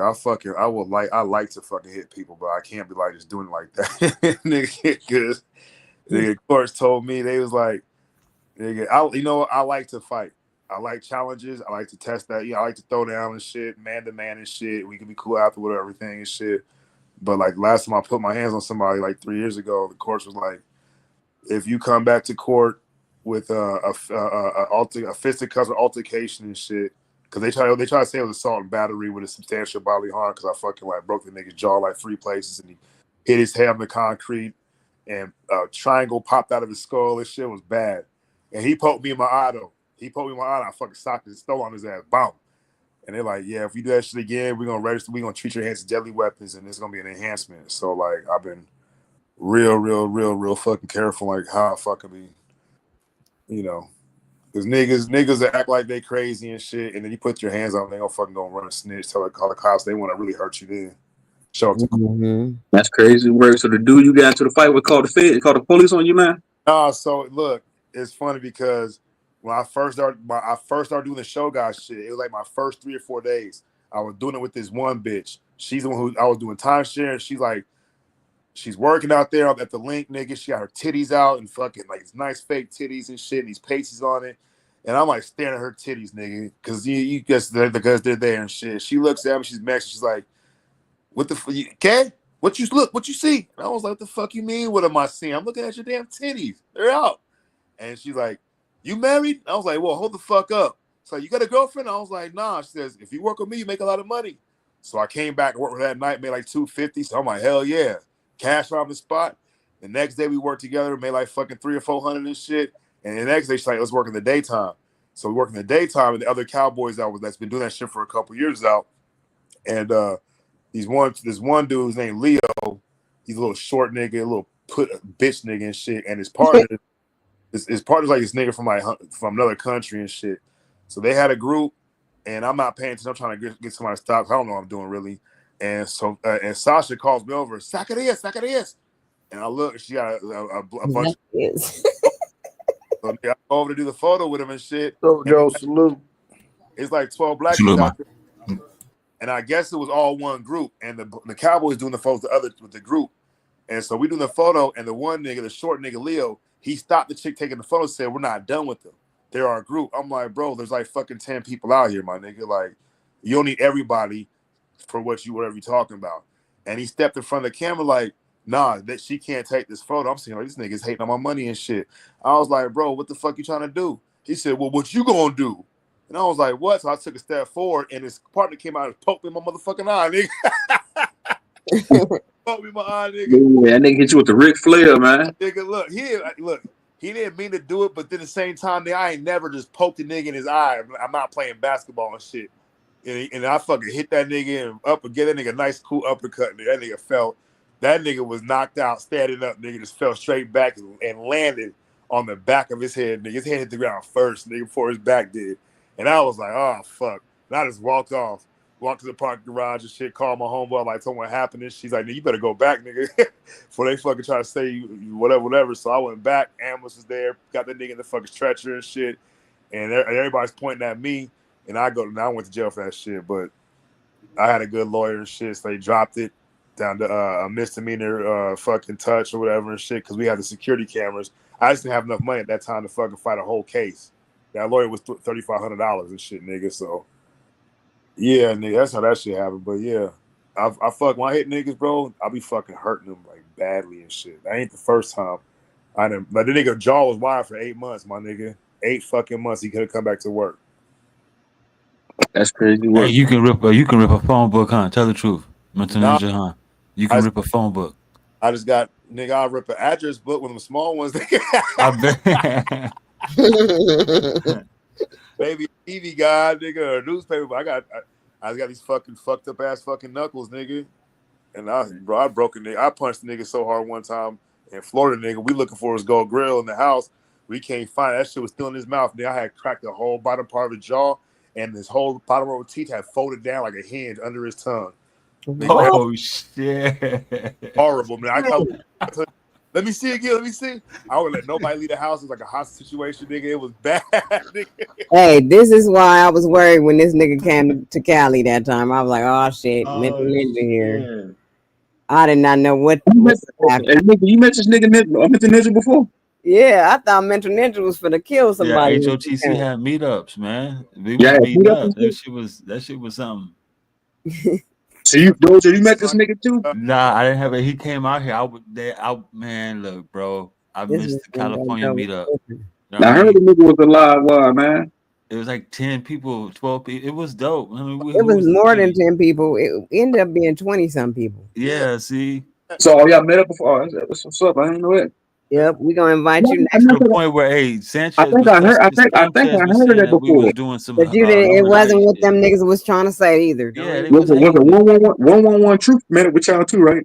Hey, that's Truths don't kill him. I won't. Yeah, that's my nigga. That nigga came to me twice. He came directly to me. Yep, I met up. He seemed like a nigga. Twice. Yeah, that's my dude right there. You know what I mean? Yeah, 112. Yeah, shout out to 111 True Search, man. Cool. Real, and he dropped a bag on me twice, like buyout. I was like, whoa, you know what I mean? What you mean, like a bag, like stacks? No, I'm talking, like stacks, but like 4 of them, like 4 bands, like nothing. Funny, he just gave it to you. He said, "Here, that's 6 bands next time." Like bow. I was like, okay. He just gave it to you, nothing in return. He said, "Here, go stacks." No, it was, you know what I'm saying? It was for some flower power, but okay, hey, I got you. Yeah, he from Mississippi. He from the same place I'm from, Mississippi, man. He's like cool. Okay, yeah. That's my nigga right there. All right, but look, some real shit. Nigga's a straight Bay nigga. He's a straight Bay Area nigga, bro. But that nigga get money. That nigga get serious money and shit. And the way he is on YouTube, bro, he's the same way in public. Yeah, you know? He is. Yes. He just clean motherfucker. He a hustler, nigga. You know what I'm saying? Yeah, Travis is something else, but that's the nigga. got connections and shit. Same way with Huey, my nigga. On YouTube, he crazy and shit. In real life, he crazy, but that nigga ain't no joke either. Nigga, we walking out Sunset, nigga. We walking out Sunset Boulevard. This nigga got a cape, nigga. He got a cape and a fucking. Man, who the fuck had a cape on? Y'all let that nigga walk outside with a cape on? And he had the mask on. And he brought his wife and he brought his daughter too, nigga. Like he brought his whole family out there for that shit, nigga. Yeah. Who's there? And Quentin was there and shit, and fucking and K Smith. K Smith is a funny ass. That nigga had me dying the whole time. Chris there and shit, bro. That shit was dope, my nigga. So y'all actually built a brotherhood over the years. That's what I'm saying. So y'all done met up outside of YouTube.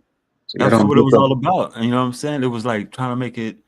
I mean, make it feel like a thing. It was the thing, man. It was something else. We started networking until you meet people for real though. And then look, Nikki C, she made these fucking omelets, nigga, in a Ziploc baggie, nigga. That shit changed my fucking world, nigga. I'm sitting here eating the omelet that was cooked in a Ziploc baggie, my nigga. And I'm gonna let your imagination do the rest, my nigga. That shit was fire. Yeah, hey, look, I had my whole club on standby too, because I knew Chris I was gonna be there and shit. And I'm like, man, they was like, "What you gonna do, Punch?" I'm like, "Well, if everything's cool, then everything's cool. If not, and I hit that 911, y'all got the 360 on my location, then y'all know just come through deep, nigga, and we'll show force." You know what I'm saying? So I walk in the door, and when I open the door, nigga, Chris, the whole room got quiet. That's why the next one need to be in Akron, Ohio. That's where the next one needs to be for real. I think together like 2 years. That's over there by dropping them. Mine drop. That's they stomping grounds. That's where we want to be. Like we're trying to find a location where we all can be, like, you know what I'm saying, and then have it so far out in the distance that we can all work together and get there. Even to, you know what I mean. So Q can get there. I mean, straight up, because we'll show up. You know what I'm saying. It only takes to fly in, a couple of days, fly out. That's nothing, really. Nigga, I'll ride that shit straight up. Yeah. Q right down the street from me. Well, you know he in the next state over. You know. See, yeah. So y'all really want to go to Akron, Ohio, though? I want to go where the most of us can get. You know what I'm saying? Even if it means that some of us got to drive a couple of hours this way to swoop that person up. I mean, I'm willing to put that on it like that. I got time for y'all like that. I mean, for real. Yeah. So we got Ty and Serdrop in Ohio. We got a few people in Carolinas. Yeah. Me and Q in the Carolinas. Yeah. If we drive, it's on a poppy. I'm coming through it. I'm bringing trees. We about to chill. Yeah, bro, that heavy bag for real. Yeah, we can drive from here. Yes, we can. Yes, we can. And I didn't go to Ohio before. Walking the whole way there, boy. I'm bringing all the gear. I'm with that. See, the Airbnb that we had in LA that was owned by Tone Loc, nigga. That shit was fucking dope, nigga. That nigga showed up, nigga. Tone Loc was there, nigga. Yeah, he sure was. I didn't even know that shit either. I just picked that one because I was like, this close to enough shit. Yeah, look, so like we do our, like, we went to Alabama for our national shit, and we rode out there and shit.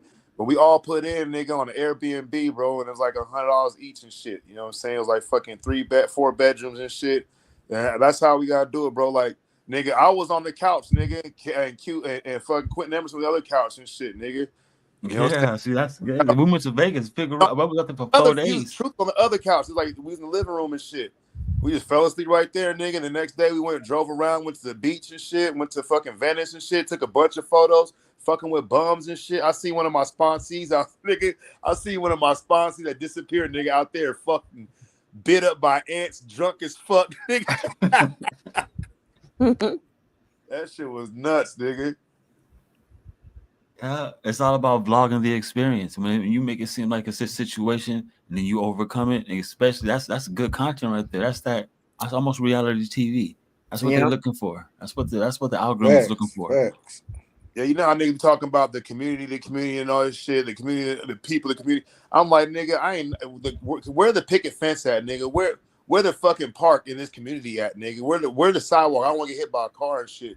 They niggas talk that shit. And like niggas do that fucking like the Indian meetup and shit where they try to fucking pitch this idea.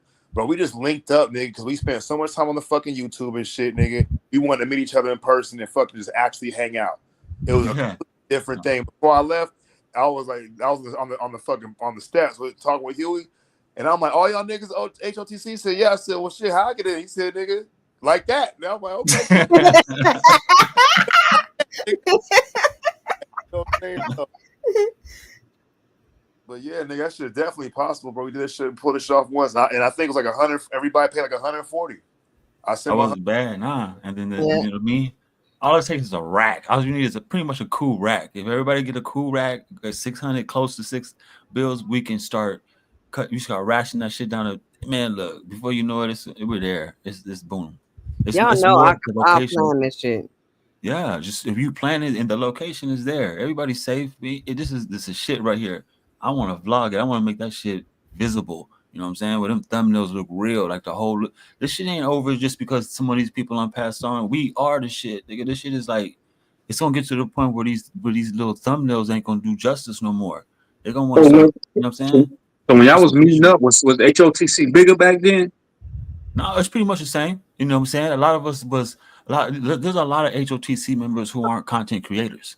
You know So what I I'm mean? saying, was On the 111 same Troop time. ever H.O.T.C? Say that again. Was 111 Troop? Was he H.O.T.C? True Searcher never was HOTC. He was just in Philly. Nah, he was just all, but he was kind of like, you know what I mean? There's a lot He's of an people who was, affiliate. yeah, he was a non-affiliate, Hey, look, but he that was nigga, gangster with the network though. He was like, you know what I mean? with That's like prosperous bringing around him. hey, when I met True Secret first, he had the Dolphin jersey on. This Dolphin, that nigga was dolphined up head to toe with the matching Jordans and shit, fresh and shit, right? That nigga, like, he sat down and shit. He's like, hey, you heard this one person? I'm like, the author? He's like, yeah. I'm like, yeah. He said, well, I'm gonna send you this PDF, right? That's exactly how the nigga got down and shit, bro. It wasn't like, you know what I'm saying, nigga was down and shit. He wanted to share some shit that he thought was dope and he think I would like and shit. You know what I'm saying? It was Pastor Beverly Randolph. You know what I'm saying? It was a fucking the first thing to bring Rosicrucianism out to the Western world and shit back in the 1800s and shit, nigga. And like, look, niggas on the panels do that shit, but if you ain't the same motherfucker in real life, nigga, like I'm a funny nigga, I'm smart, I'm cool, nigga, but then I'm kind of I'm kind of crazy too, nigga, and shit. You know what I'm saying? And look, but I'm really intelligent. I know how to talk to any kind of person and shit. You know, so I showed up, nigga. I was myself the whole time, cracking jokes. You know what I'm saying? We were fucking doing the photo shit I was part of. You know, and like niggas on these panels and shit, bro. That's what they missing. It's just it's like a fucking joke, nigga. Like, why y'all up together and shit, 18 hours in a building shit every fucking day? But nigga, Bobby niggas like, I'm not fit to meet up with no nigga. Oh my god, what do I like meeting up with a nigga? Like, nigga, shut the fuck up, bitch ass nigga. And look, and then after that, Chris Cyphers hit me up. He's like, man, hey, look, bro. He's like, he hit me up. He's like, hey, nigga, I'm in Vegas. They got some issue with my plane, so I'm on layover until like tomorrow morning and shit, whatever. And I was like, well, where you at? He said, nigga, I'm on this trip. I said, well, come on down, nigga. Come to the link and shit. I'm out here working and shit. Nigga, I'm gonna get you some pictures with some bitches. You smoke weed? He's like, yeah, I'll get you some weed. Nigga, I have one of my partner drop me off some weed and shit, nigga. And we go chop it up after we done. Nigga, that nigga came through, got that nigga a picture with the fat booty Colombian bitches. This bitch got fat asses, big titties, fat asses, fine as fuck, nigga. I paid for this shit. You know what I'm saying? Had a homie drop a bag of weed and shit, get that nigga weed and shit. You know what I'm saying? Because like, nigga, you in my state and you fucking off and shit, nigga. Why am I if I fuck with you, nigga? Why am I not gonna look out for my nigga? Because I know your state and if some shit happened and shit, then I know like, hey, my nigga, hey, I met nigga. Dideck gave me a ride to the airport, nigga, in Milwaukee. Damn, nigga, I thought that nigga will kill us, nigga. That nigga was driving. I was like, damn, nigga, you nigga have big, thick ass glasses and shit. But that's real love and shit. These niggas like Bobby trying to make that shit turn to some weirdo fucking gay shit because that nigga's that much of a hater, my nigga. He hate on really.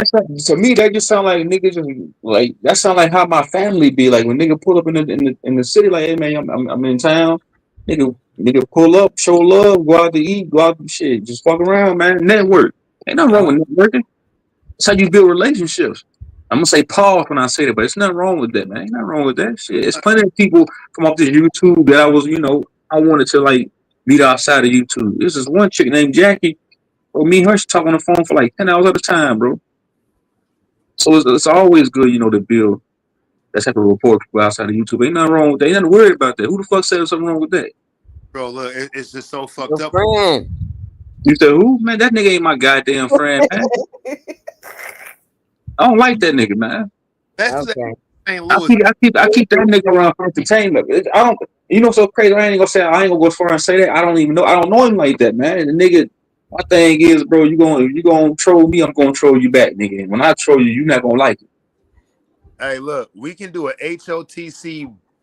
book and fucking school supply drive and do it in St. Louis, nigga. Wow. Ooh. Park across the street from that nigga house. Go to a school and backpack getaway in this city, like Boy, that's something right there. Yeah. If we go to Ohio, we gotta pass that way, don't we? If we was to drive to Ohio, we had to go that way. You'll have to pass St. Louis. Yeah, I believe so. You gotta go through St. Louis. If you go if you go south, you gotta go through Missouri, through Texas. Crazy, So, right. like you're coming from LA. You go south, you go through fucking LA on the 40 all the way through. And then when you get past motherfucking Fort Worth, instead of going to Fort Worth and shit, you go up through motherfucking like Oklahoma and shoot fucking Missouri. Yeah. We stopped by that nigga house. We be outside Christmas tithings, nigga. Stop by that nigga house, be out there with the cameras on and everything, like public street, boy, live stream that shit, boy. We're gonna get all the views. We're gonna take your whole community. We're gonna pull up on your ass right there.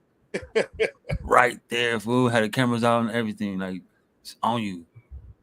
That's some shit right there. That's what Sanchez feel too. H.O.T.C on tour, right? Yeah, shit like that. See that real live and direct. Y'all want to talk about animations and cartoons? Fuck it, we pulling up. How about that? We about to make movies out of you niggas. No, we wait that nigga live and shit. We all pull up. We outside. All on outside. H.O.T.C world tour, and then have knowledge. We'll do a tour of the states. Hey, look, and then have knowledge go on his live, nigga. When we all on the fucking on the fucking avatar, nigga. We outside too, nigga. Yeah, because I rent a nigga out here. I rent a U-Haul and weld a couch in that motherfucker. And weld a couch in the TV and put a generator in that bitch and take that shit state to state. Man, I'll make a thing out of this. You know what I'm saying? For real. I got time. Podcast. The interview couch. Yeah. Yeah, nigga. We pulling up like say cheese. Let's do this interview, nigga. Come out the door, nigga. That nigga call the police. That nigga will call the police, bro. Cause he like the thing is, bro, that type of nigga, bro, he the type of nigga get caught in a lie and fucking like caught red-handed in a lie and still won't come off it, bro. I don't think that nigga can be honest. I don't think he has the capacity to be honest, nigga. Not even with himself. He lives like in this fucking this dream and shit, bro. You know what I'm saying? That's sad, my nigga. Like, look, if niggas did that shit, a nigga like him would fucking find any way try to make that shit fucked up and shit through conversation, bro. Like, nigga, you can't even just like, damn, them niggas did their thing. You have to fucking you have to fucking try to tear it down and belittle it and make these weird ass fucking scenarios in your fuck like this nigga doing this gay scenarios. I'm like, nigga, you're the only one thinking about this shit right now, my nigga. What's going on inside the imagery in your head, nigga? The fuck wrong with you? That part. This nigga like Chris Cyphers and Mental Ninja. What was it? They was in the hotel room, had some pizza. They was eating the pizza. And I'm sitting here like, nigga, naked. I'm like, nigga, you actually seeing this shit in your head, nigga? Get me out your fucking head, nigga. And like, look, like niggas is some real shit. And you got this fucking goofy cornball ass fucking sappy nigga and shit. They gonna fucking run that shit like that, bro. I'll knock his ass. That's why we can't do it. So I'm like, what's up now, nigga? You thought I forgot about that shit you said, nigga? Run that fade, nigga, on your block, nigga. Yo, you never know. He might be one of them little skinny niggas. Be like, what it is, you know? And that nigga said, if I'm walking out on the street with my wife, he makes a whole stare to make himself look innocent and victim, and you walk up on me yelling and hollering, oh, I'm shooting you. I'm like, nigga, what? That nigga ain't got no goddamn pistol. Nigga can't even afford a book bag. How you gonna buy a book? That brave either. I don't think he that brave. How the fuck he gonna buy? He can't even buy a slingshot. You gonna be so scared you gonna shoot a nigga. You gonna be so nigga scared. Can't even buy a Dora to Explorer backpack for his daughter. How the fuck you gonna buy a bullet? Bro, you know, nigga must not do that much walking. The nigga always online. When he be walking with his The wife? mental ninja. You said you could have knocked him out before he can get his. No, that was Dojo said he That's knocked me. him I'm out gonna be on you, guy. You know what I'm saying? I mean, before he that's could trust get when I his. say I'm raised on niggas like mental ninjas from Oceanside all the way to Fresno, Chris Brindles, all these niggas with these barbaric ass brick knuckles, nigga. You know what I'm saying? I mean, I'm gonna be honest with you, fool. It's like this is gladiator camp over here. Yeah, Bobby Brown have a Bobby Frown.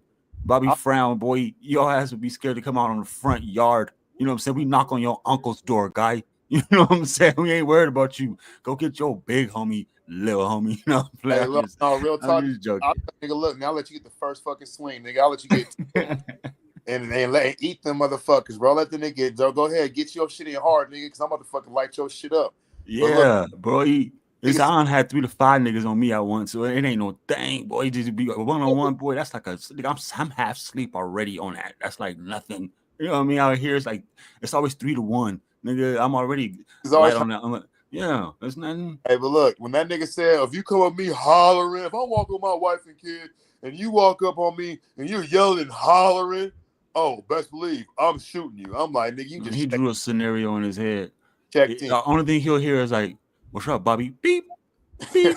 He's standing in line, Yeah, nigga. I'm right the there, just brushing scenario is not shoulders, gonna go fool. no I'm way gonna the way go he by your ass thought like an of it. urban legend. I'm gonna be on a different frequency. You gonna thought you saw me, but it's like, bro, like I said, the only way you gonna even have something on, you gonna have to have your weapon already out in the open, looking around like, okay, I see him. You know what I'm saying? Trust when I say I'm not gonna give you the advantage of saying that he was irate, he was acting hysterical. I had to. No, you ain't gonna get that. It's gonna be Man, bam. yeah, I think It's that calm. nigga Bobby ain't gangster, man. I see right through that nigga like a bottle of water. That Hey, nigga soft. You see we that going nigga in person, we that going to nigga would St. Louis. that nigga would do the if you see that nigga in person, he would do the dash. He would call the cops. The cops pull up, say it's fun to dance at the He YMCA. was never That type like of the shit that Bobby I nigga be on. remember. He was more with the information. Y'all making it seem like this nigga is Red Squid 2.0. Man, Red Squid a sucker too. Fuck that nigga too.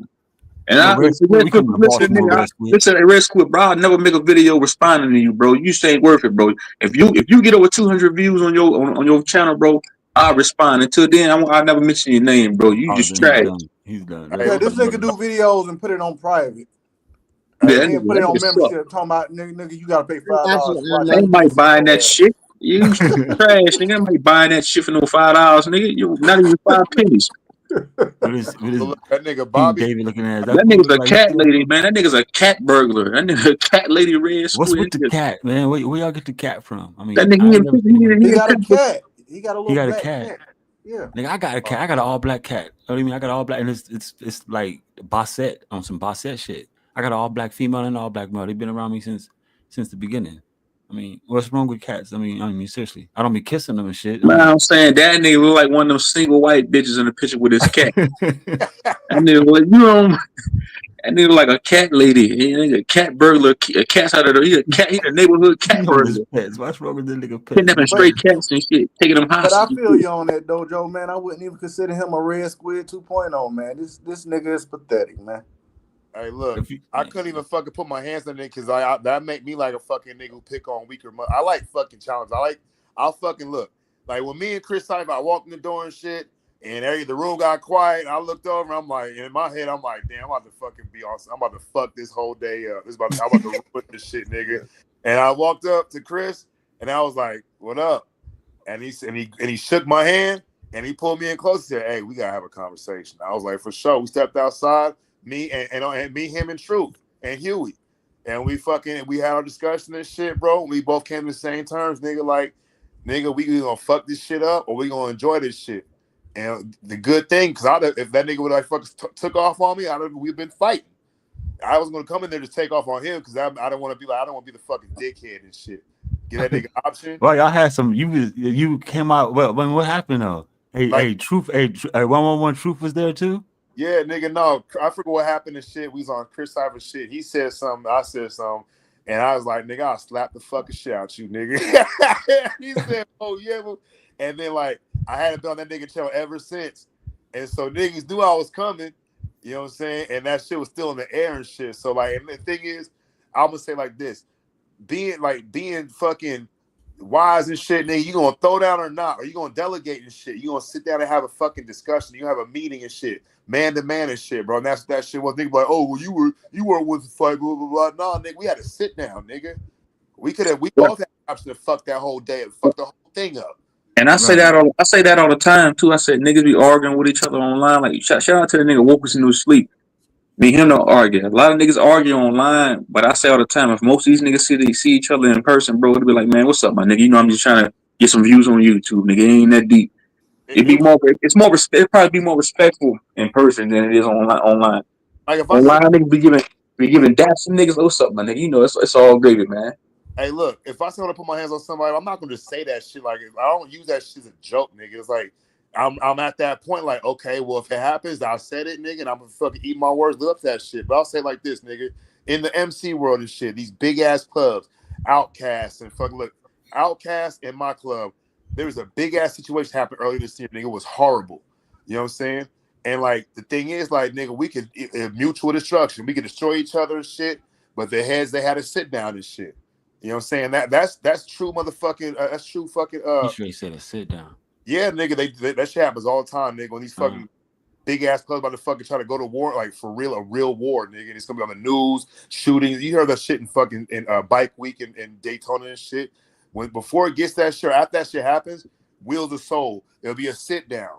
And the fucking sober, they had to have a sit down and shit, nigga. And they we gonna hash this shit out, or we gonna go to war with each other and fucking then the FBI coming, the ATF, and the fucking National Guard coming in, like big time shit.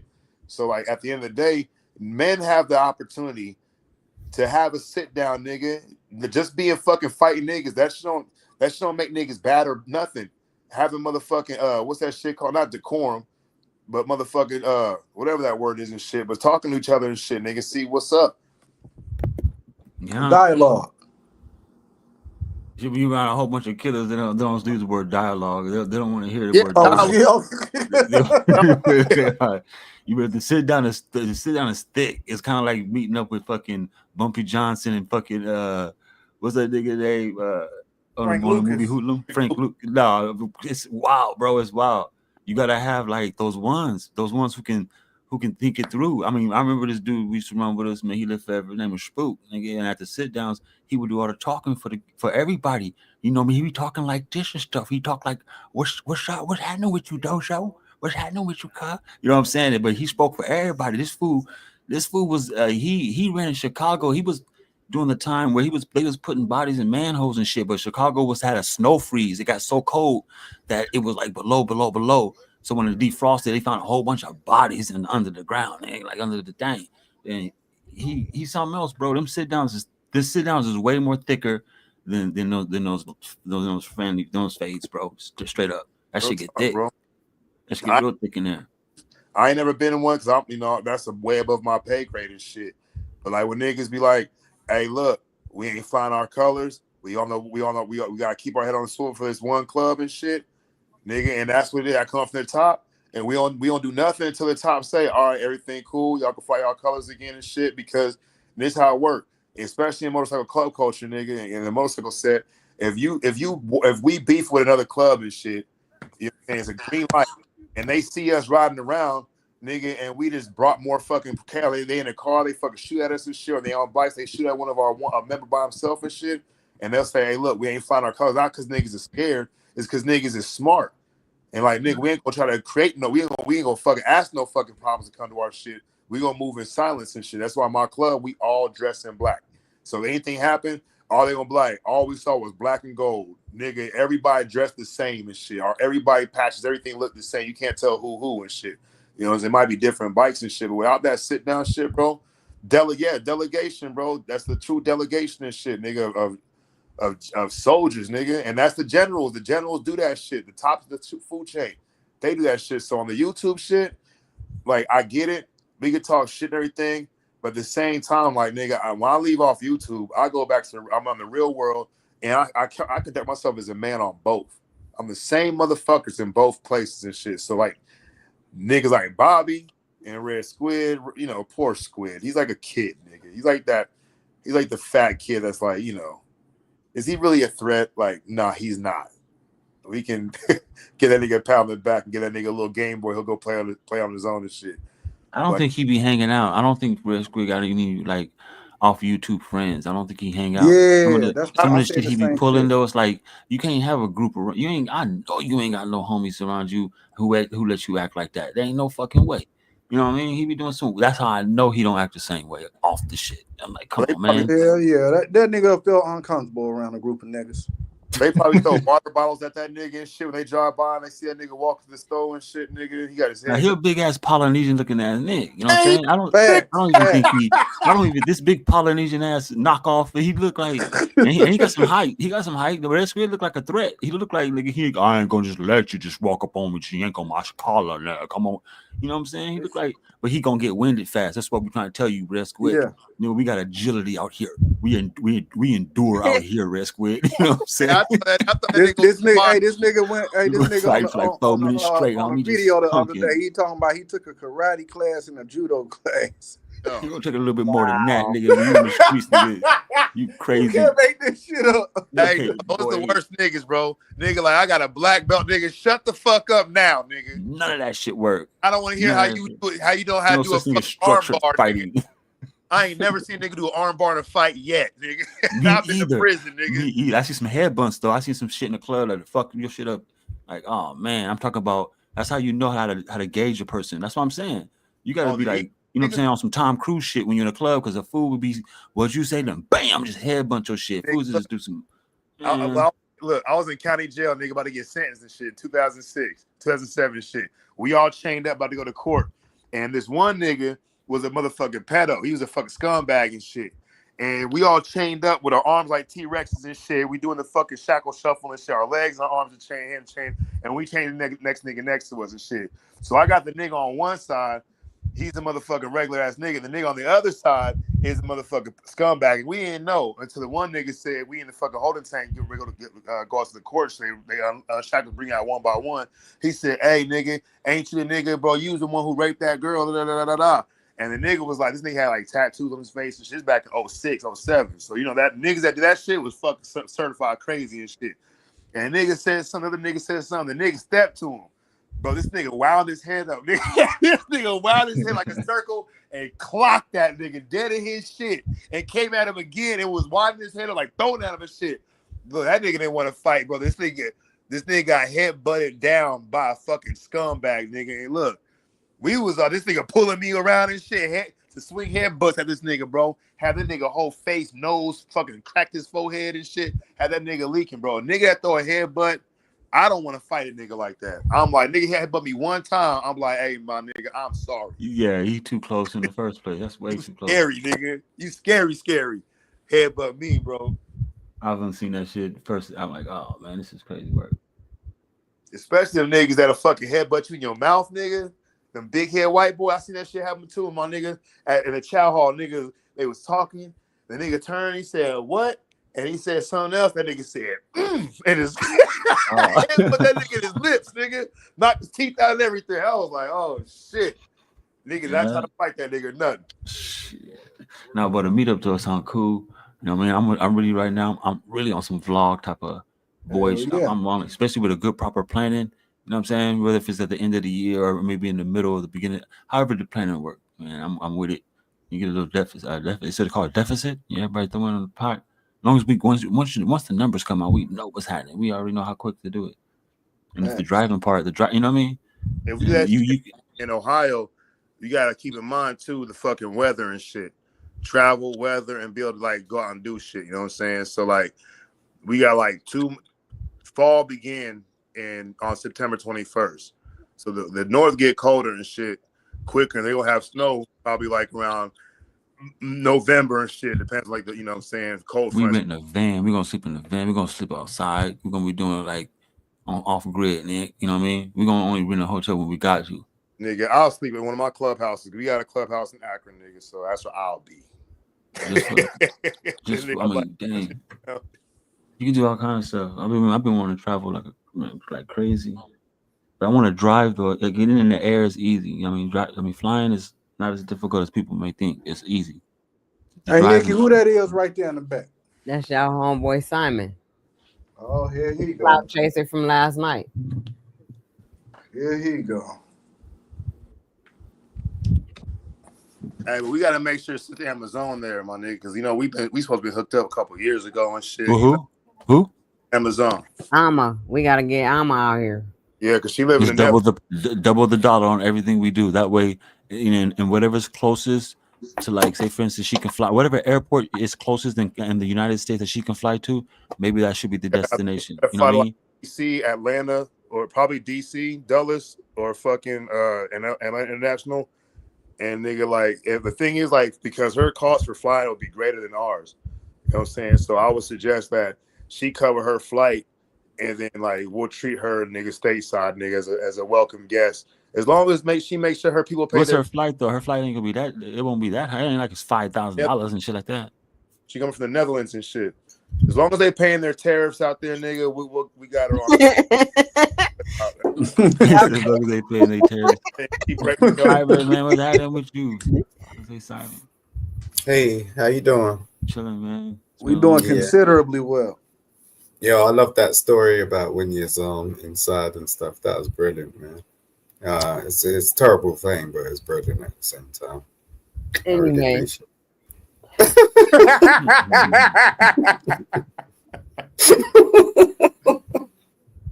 Lord God. The way that Jesus works is it's a different thing. But I appreciate you having me up, sincerely. Hey, speaking about Jesus, I seen that nigga the other day. He said, "Call him Jose, nigga." He ain't.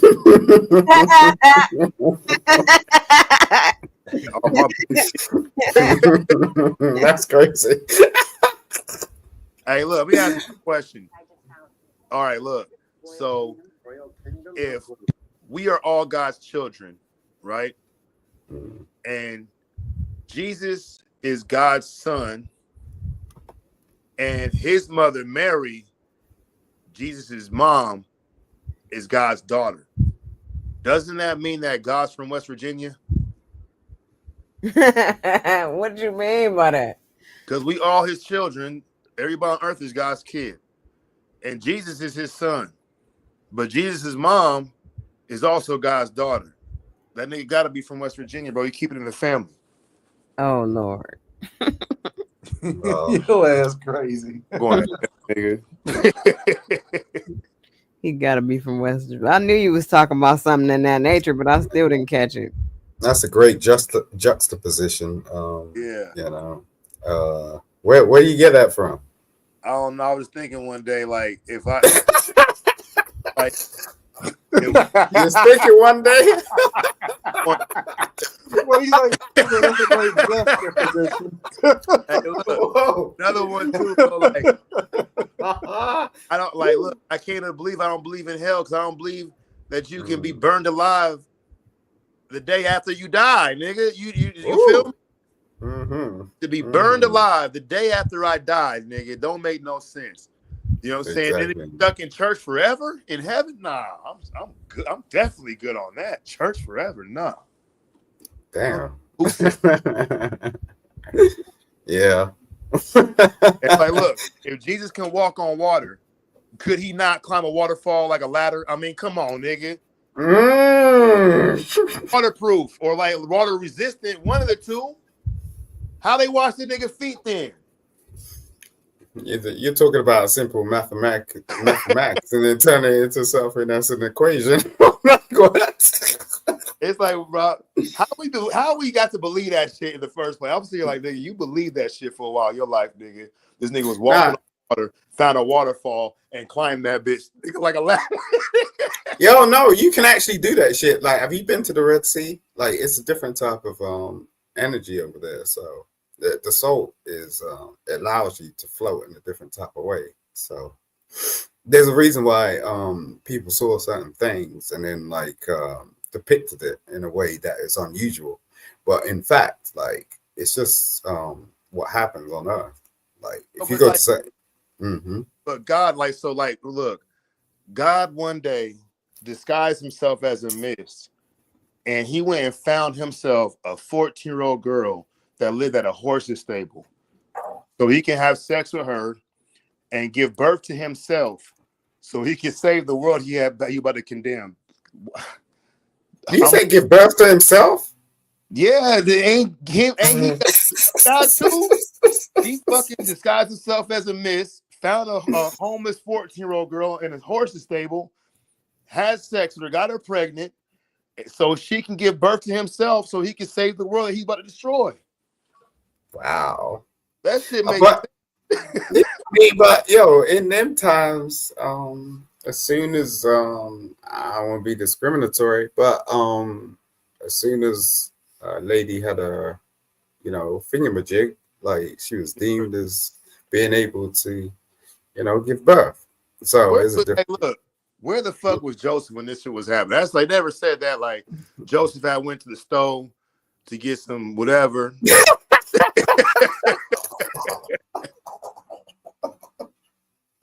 Woo!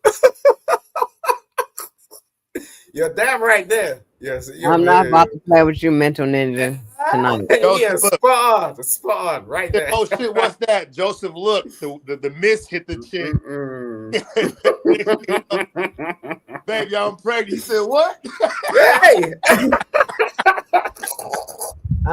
Yeah. Listening. One way, felt the breeze.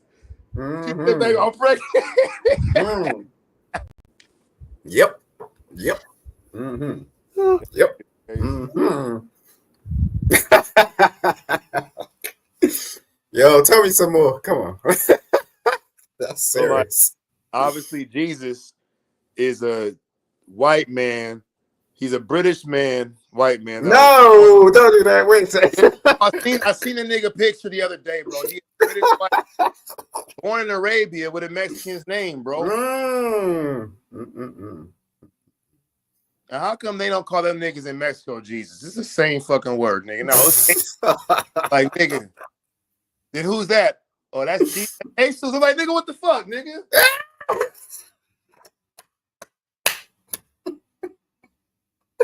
Oh Lord. I'm here all night. Damn. As a comedian. Oh, you're amazing. That's brilliant. Yeah, and you're right as well. That's serious stuff. Yeah, it's like that's why nigga, the government don't want niggas thinking, because if they think like I think, they're gonna think of some shit that niggas shouldn't be thinking about. Say it. Yep. That's facts.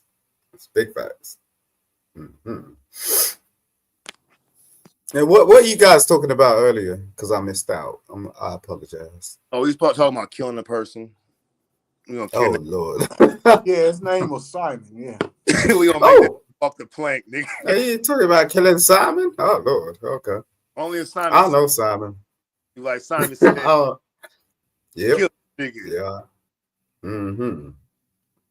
Yeah. How'd that go down? Did Simon get killed or something else? Hey, is it Simon? Like Jamaican, like Simon? Is it or is it Simon? Simon. Lord have mercy. Like Simon. Lord of mercy. Shopper. Nope. Or they say it like Simone. Like yeah, I don't get that. I really don't. Lived with that my whole life, man. That's crazy. Nigga, where you from? You saw you got an accent, nigga. Where you from? I live in London. I'm from St. Lucia. Where's that at? St. Lucia's the islands, so it's just below. It's one of the smaller islands below Jamaica. Y'all paying y'all tariffs? If we can. Y'all niggas don't come at all, nigga. We sending all y'all niggas back. Hey, so y'all, I can't even call you a nigga. Yeah, that's what I mean. I was trying to figure that one out. I was like, okay. Niggas nowhere else but here, nigga. Y'all niggas Africans and yo, don't call me an African. Don't do that. Like, please. Like, all right, y'all Caribbean. Yeah.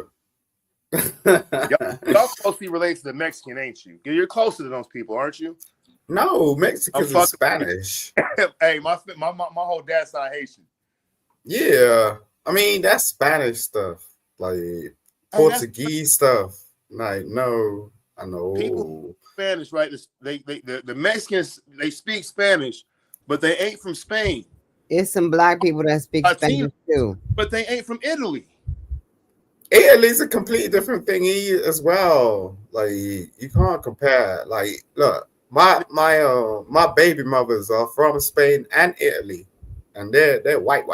You know what I'm saying? So, Nigga, I thought that the Italians and the Spanish were just light-skinned Arabs, nigga. That's what I always thought. No way. Like, the Arabs don't mess with them. No. They don't mess with them at all. Arabs really don't date out of their culture. I mean, they don't really date out of their race. You really don't see too many Arabs. Yeah. They date with their family. That's who they date with. It's crazy work.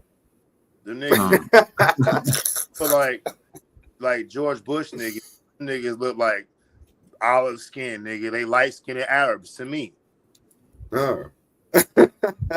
They look like that, and that's crazy because you can't tell. And that's why they get a pass when it comes to like filling out the employment form. You know what I'm saying? They can tick whatever box they want. Hey, bro. You got my food, bro. My top boy, I done seen motherfucking Gangs of London, nigga.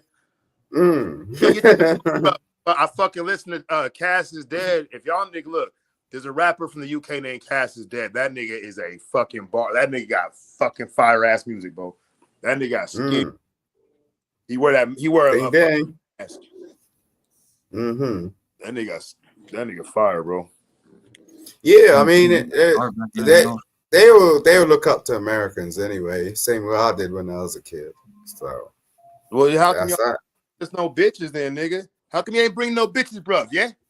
Yo, like we got them, but we don't bring some. Operate like that. Like the moment I brought to the studio, they were like, "Where's your hoes?" I was like, "I ain't having them."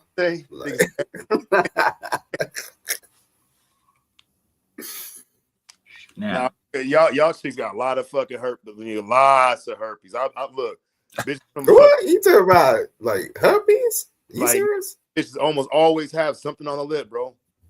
Ooh, okay. Nah, the chicks are clean over here. They're clean. Yeah. I don't know. What's up, Platinum? What's up? Yeah. Nah, they clean. They clean, bro. I hope so. Yeah, nah, you don't need to hope. Come over, you find out. You know what I'm saying? What the fuck I'm doing in England, nigga? Yeah, you can do a lot. Eat some food or some shit. That's the castle. I'm trying to go to the castle. Live in the castle. I can show you some castles. Like, you know what I'm saying? We got lots of them. Excalibur. Yeah. Not serious. Ain't y'all the European niggas like the niggas that got the little boots? What's them boots? Like them little high heel boots? Nah, that's some 18th century shit. Like now we're in the 21st, so now we moved on from that. You know what I'm saying? 15th century, that's not too far off. Nah, that's a long time ago when we didn't have central heat. Man, I seen y'all niggas rock. Y'all still rock. Y'all niggas still rock that shit. Stop playing, man. Nah, we got apartments now. Ooh, we're ahead of the game. Nigga, other shit flats. Hey, come to my flat, bro. Yeah. Yeah, flats. Yeah, we have flats. And then like I seen some shit over there like on y'all swag factor. Like, you know what I'm saying? Y'all swag, y'all got the little chain that the little bracelet chain that go on the back of y'all boots, it be dangling and shit. Yo, that's females. That's a female thing. Y'all do be wearing that shit, man. I be seeing y'all models, like y'all models. Some of y'all models be wearing that shit, bro. Like, y'all be trying to be some transgenders, and y'all be looking like you know, like what do they call that? Metro, like metrosexual, like motherfucker, like type. Y'all niggas got a weird swag though, man. Metrosexual is just a dude that is in the city, like so. And just had a hella feminine though. Yeah. They got lady bags. they rock Birkins and shit. That's crazy. You don't got a man purse? Yeah, they do You that got a man shit. purse? No, you got. I'm No, just saying who you ain't me? that type of. Nah, Yeah. I'm rough and rugged. I'm not from that gender mind state. But nah. But I see it. I see it all the time. It's kind of All scary. right. But Let's go ahead and get into the book. So we're gonna go ahead and get into Dante's Inferno. Mute your mic, Simon. I'm hearing background from you, brother. Me too. So let me pop this up on the screen real quick. Right here. This is a depiction of the Divine Comedy, and right now, we were in Canto 13, and that was the city of Dis, wasn't it, Dojo Nikki C? That's where we were. Let's see here. So in the previous canto, which was poem 13, he was in the woods. He was in the area in the woods, and the woods was full of trees. And the trees, it was these people. Their souls got taken over by these trees almost, and they became trees or whatever.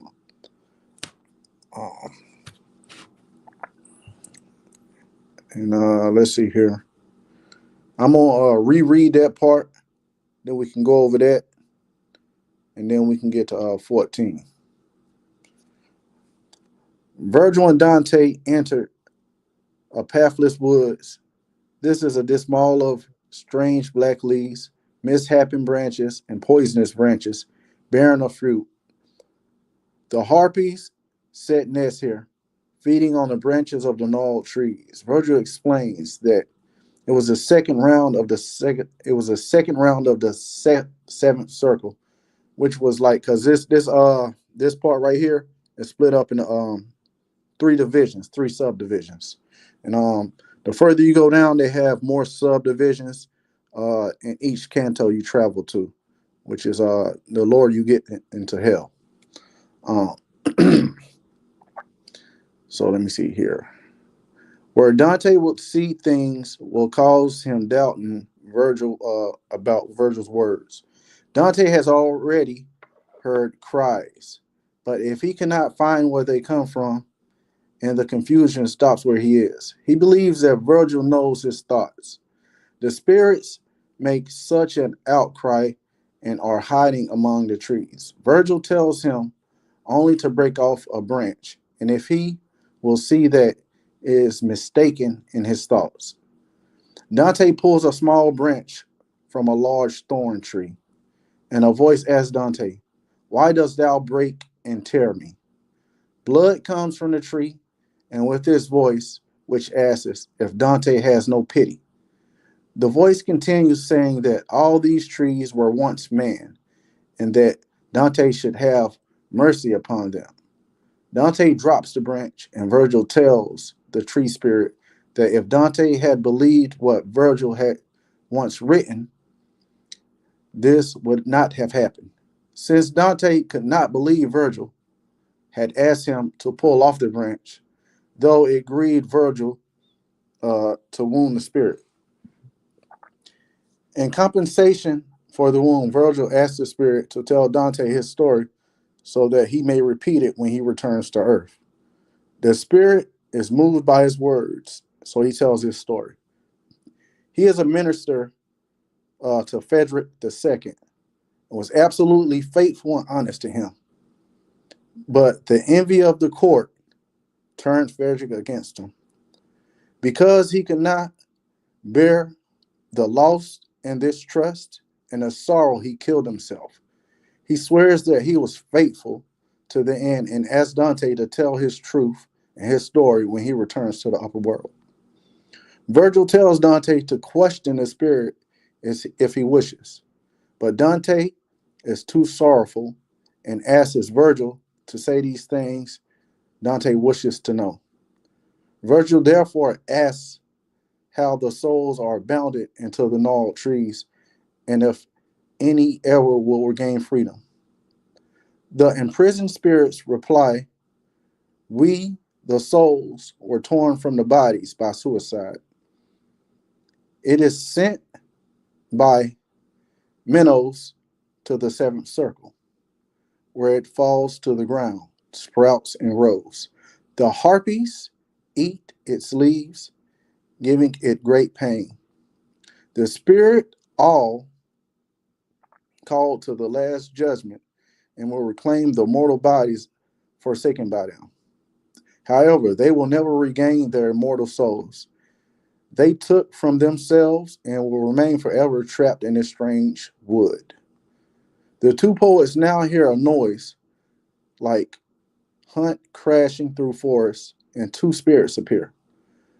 The second spirit flings himself into a bush, but as quickly as he's caught, he's torn apart by pursuing hounds that were carrying him off.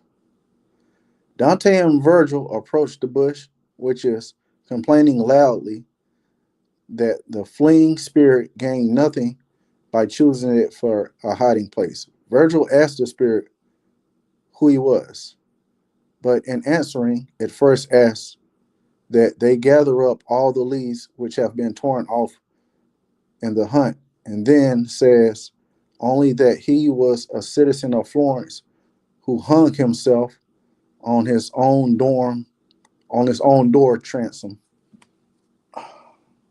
So that's how that ends.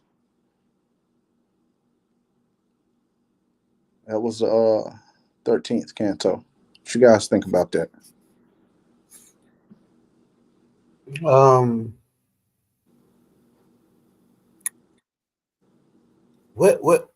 Where do you pull that from? You say what? Where did you pull that from? Is that what year? That's Dante's Inferno. Okay. That's the 13th canto. Just to get so like in terms of just context. So what year was that? Do you know? The year he wrote the book. I mean, are you asking me that? He wrote the book in 1321. Yeah, I'm just okay, cool. That's what I was trying to find out. Thank you.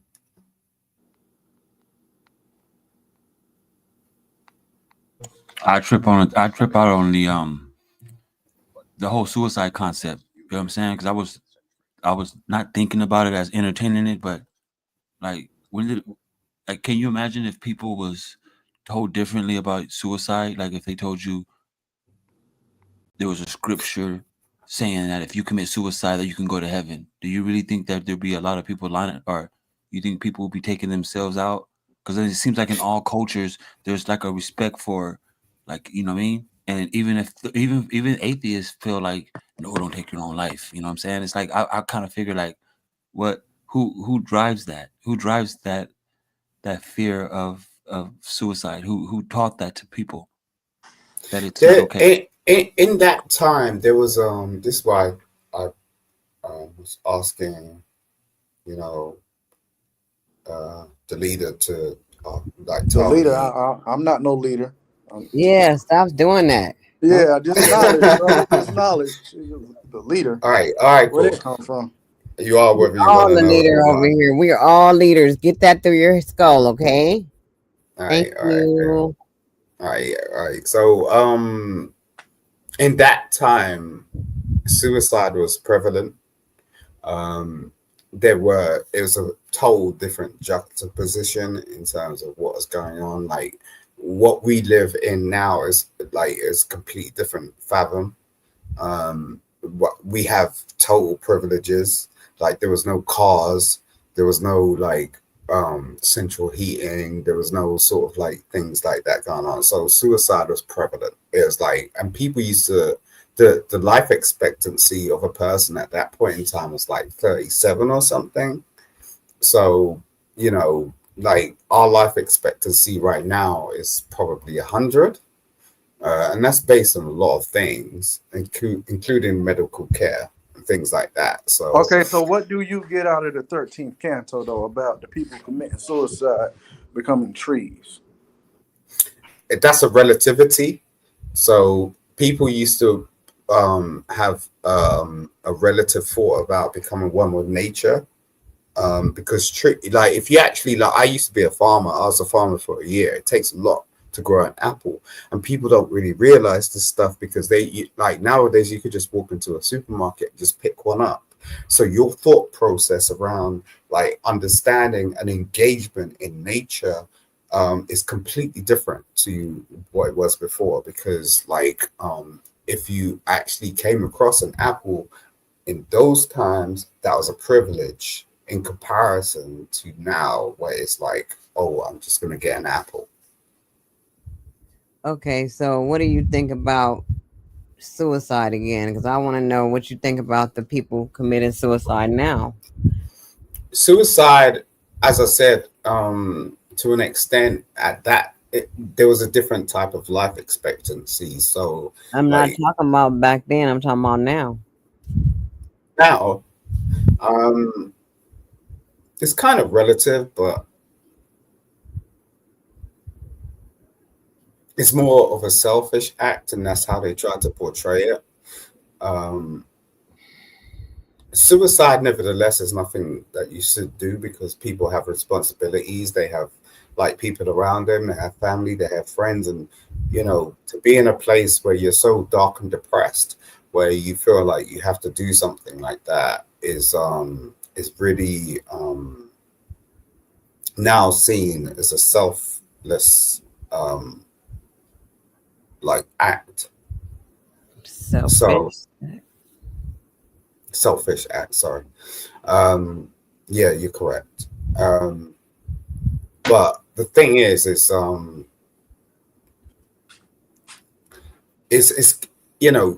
can you tell what someone's thinking? You can't really. And if someone really feels like that to a point where they may jump off a bridge, or you have to actually contemplate how you're going to commit suicide. I mean, you have to have something in you where you're thinking about it. But it's not uncommon. As much as we think it is common, it's not uncommon. Like people do it every day. It's just not reported. Like what during the pandemic, when you had people sort of like going and reporting statistics and stuff. If you actually look at it, people commit suicide every day. I'm gonna jump in real quick. So, because I remember this is Dante's Inferno, so this is the divine comedy. It's like that's where we get this idea from, this divine comedy shit. And this is like the whole Dante's Inferno. This is his Inferno, his journey. And so everything that happens in this Inferno is going to be reflection of like why he's there.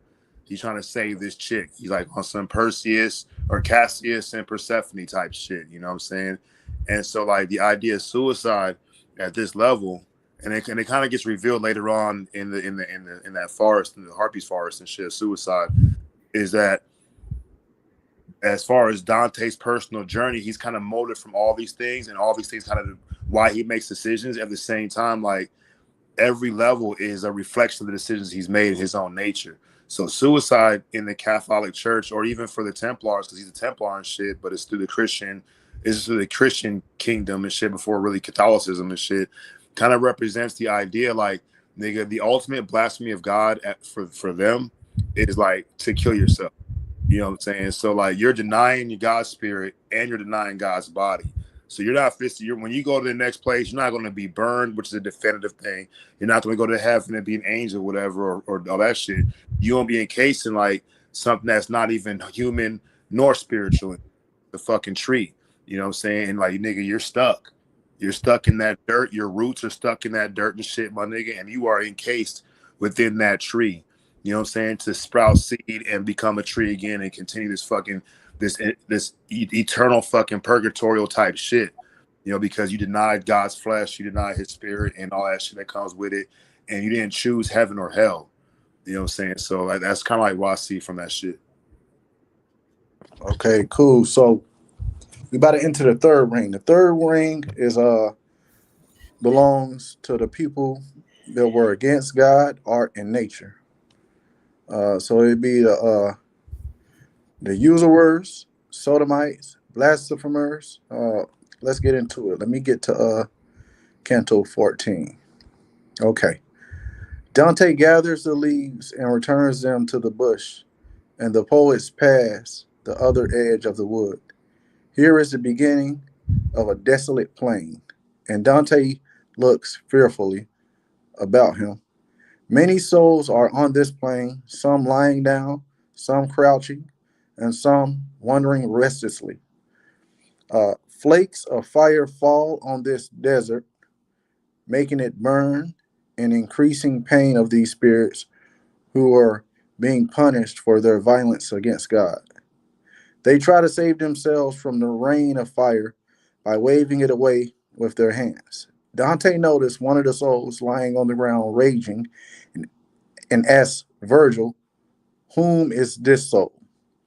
Hearing the question, the soul replies that he is the same now as he was when he was alive, still unconquered and still blasphemous. And if Zeus had thunderbolts hurled at him forever, he would never succeed in subduing this shade. This is, oh, here go one of them names again, Capanelis. Capanelis killed by a thunderbolt thrown from the angry hand of Zeus. Virgil chastises the soul violently, calling it by its name, Capaneus, and then tells Dante that the soul is one of the seven that led the siege of Thebes. Capaneus scorned God when living and scorns him still even in Hold death. on, knowledge, man. That's where that term comes from. That's a Japanese ass nigga. For his defiancy and heresy, he is confined there for eternity. The poet walks in silence at the perimeter of the sand until they come to a small rill, a little brook of red water, reminding Dante that the stream of Florence is used by prostitutes. Dante wants to know about the stream, and Virgil tells him the stream begins in Crete and then it tears an ancient giant that flows down into the hollow of the mountain pit where he lives. These tears are from the source of the rivers in hell. The Acheron, the okay, Phil, Phil. Well, this word right here, man, I'm trying to pronounce it, y'all. It's okay, y'all. How y'all break it down. Break it down. Like Phegeton.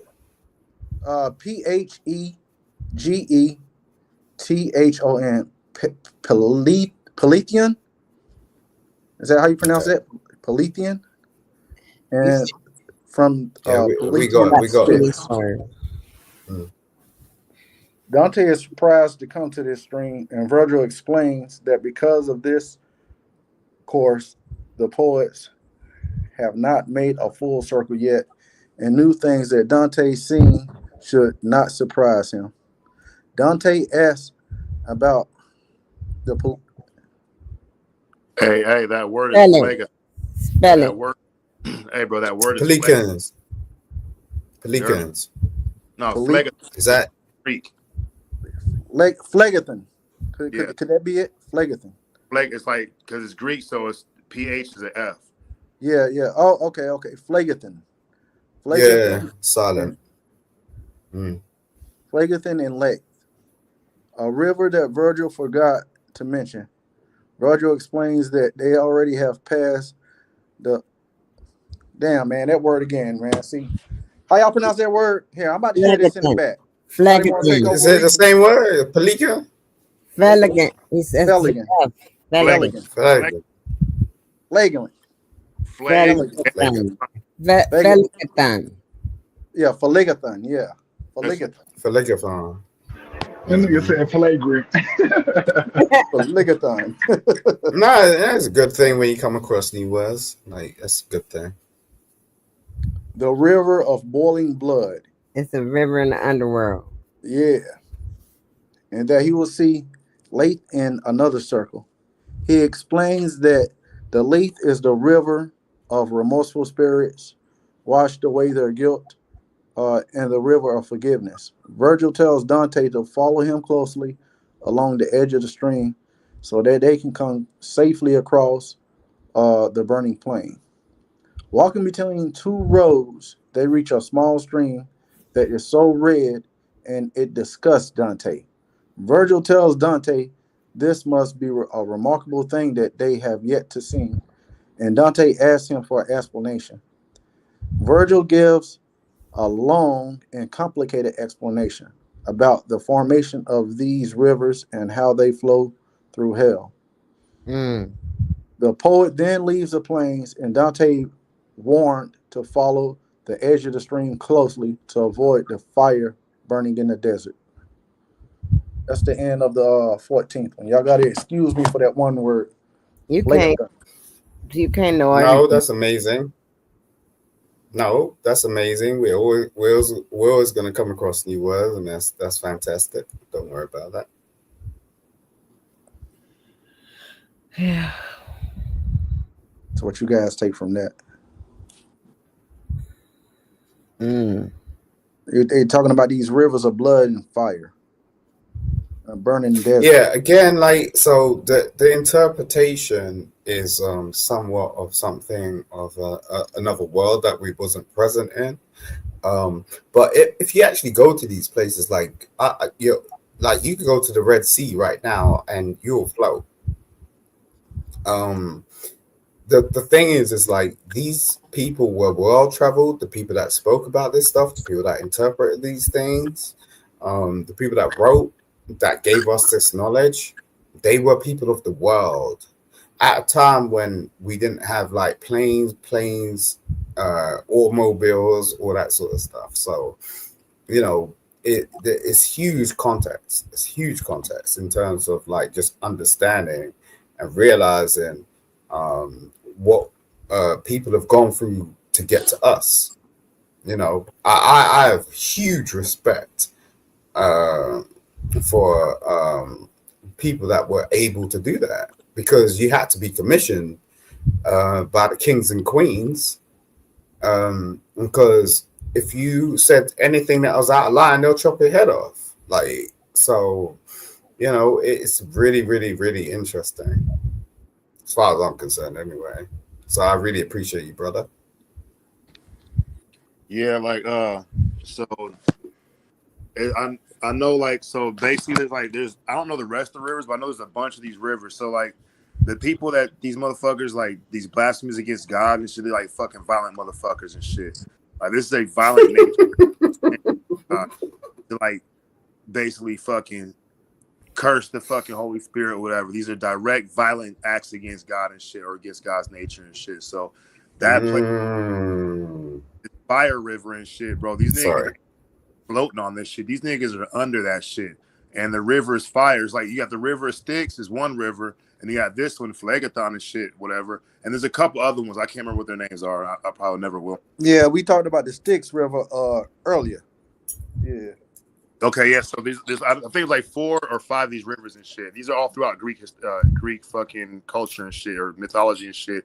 But like these motherfuckers, bro, like every level of the river is like basically made for somebody and for a style, like a felon, a type of felony against God, a flagrant against God and shit. You know what I'm saying? Yeah. So, and they're flowing that shit. You know yeah, what the I'm Styx River was full of like blob and people sinking in and arguing with each other and throwing shit back and forth at each other. Yeah, yeah. In the Styx River. Yeah. And also, you have to cross that river with I think Sharon, the Tolman. Yeah. We read that part. And these like all parts of the different aspects, like purgatory and shit, which is like still Dante's Inferno and shit. But as either you see, like the sins or the grievances against God are getting worse and worse and worse.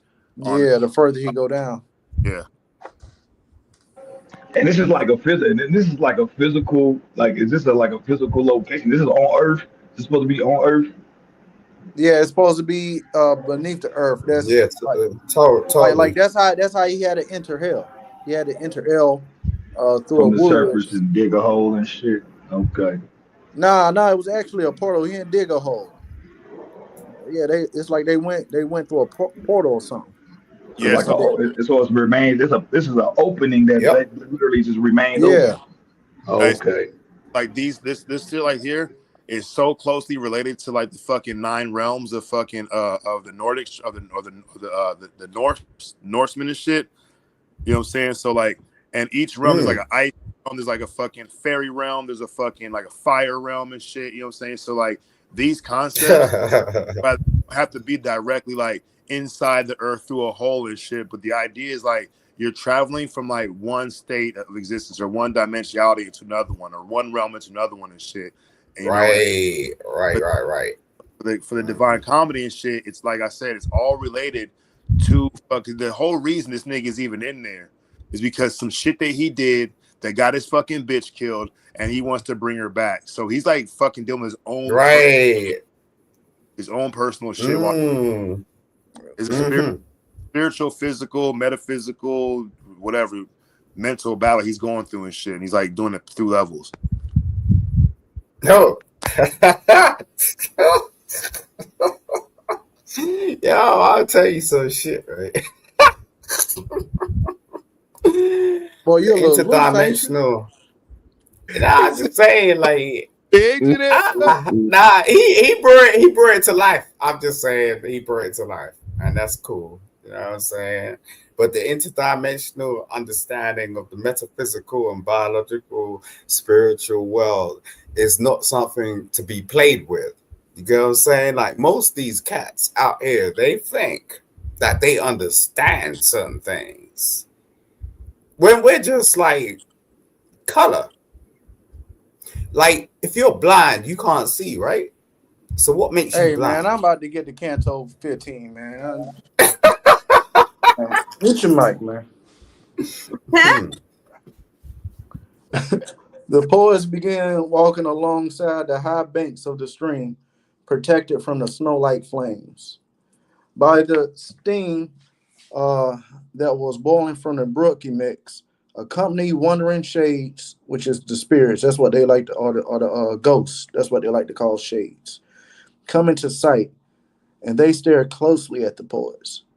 One of them shades recognizes Dante, and he is overjoyed to see him. The shade is Sir Brunetto Latini. And once identified, he asked Dante to walk with him for a bit because if he stops even for a moment, he will lay under flames for 100 years and not be allowed to fan them off. Dante and Brunetto began walking. With Dante up on a high bank and Brunetta at his hem, Dante explains how his journey through hell came to be.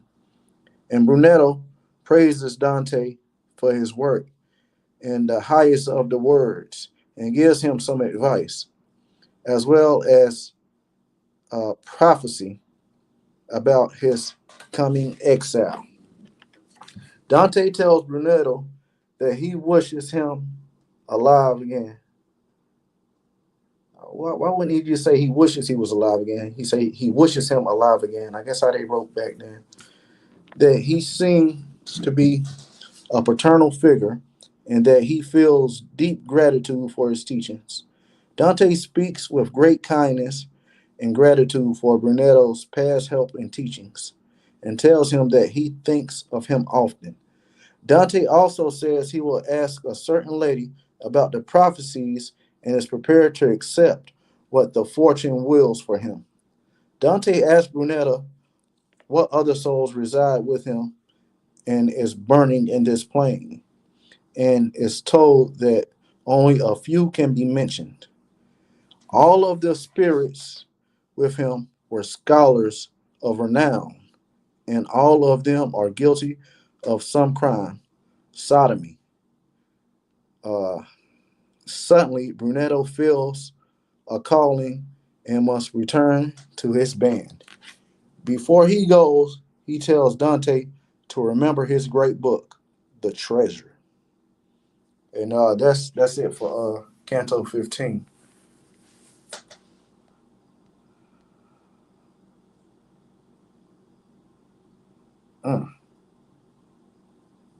So what do you guys get from Canto 15? So in that place right there, scholars of renowned information in books, and they guilty of crimes like sodomy. Yeah, I mean, sodomy, that's kind of like an outdated crime, right? And we talking And about the book, mostly man. in them times. It wouldn't be outdated. What? No, I'm not like saying anything about that. I'm just saying That like would be something prevalent that people be doing back there, right? Because it's a sin. In That's them why it's there. times. Yeah, but you gotta like put perspective on it to an extent.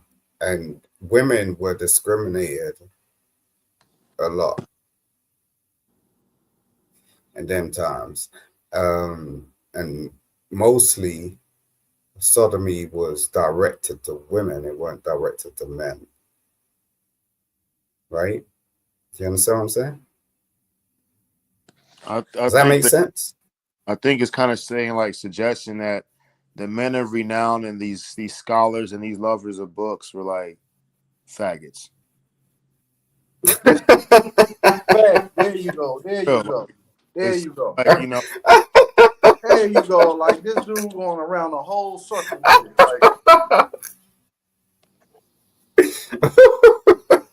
Like, yo, I mean, bro, with that evil ass laughing, man. Hey, this thing is like Rafiki from the line. like what the fuck, yo?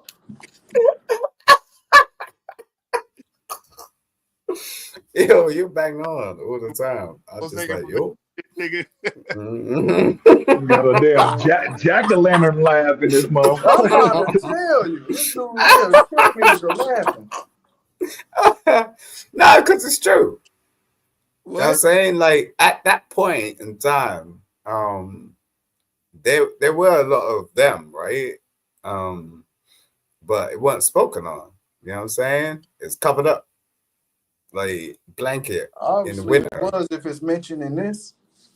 Yeah, but you gotta check. Like, hold on, like Mental Ninja said, you know, he's going on his own journey. So that means he would have knew about everything he's going through. He would have known about. So he would have known about the sodomy that was going on between the scholars and the people of this renowned information.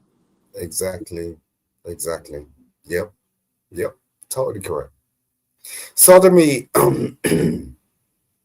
as I said, is a thing that's is a word that was brought up just a couple. All right, let's get to Canto. Let's get to Canto 6.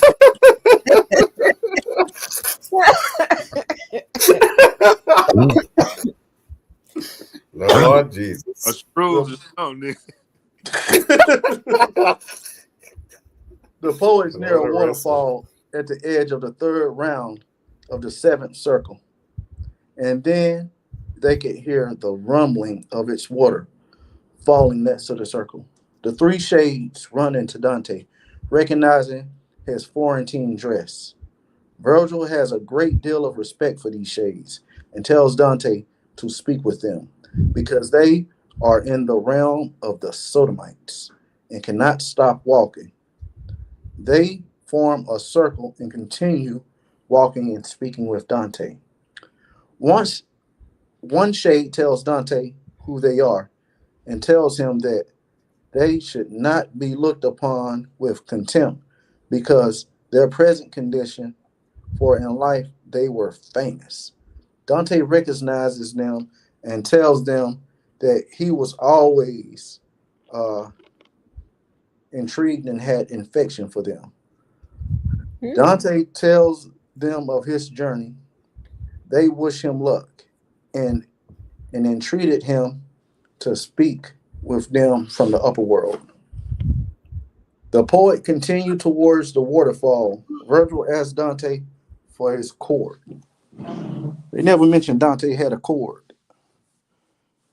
which wears around his body. Okay, so maybe that's the thing that's holding his dress. Is dressed up because that's the type of shit they wore, like a toga or something. Virgil tosses the cord into the pit.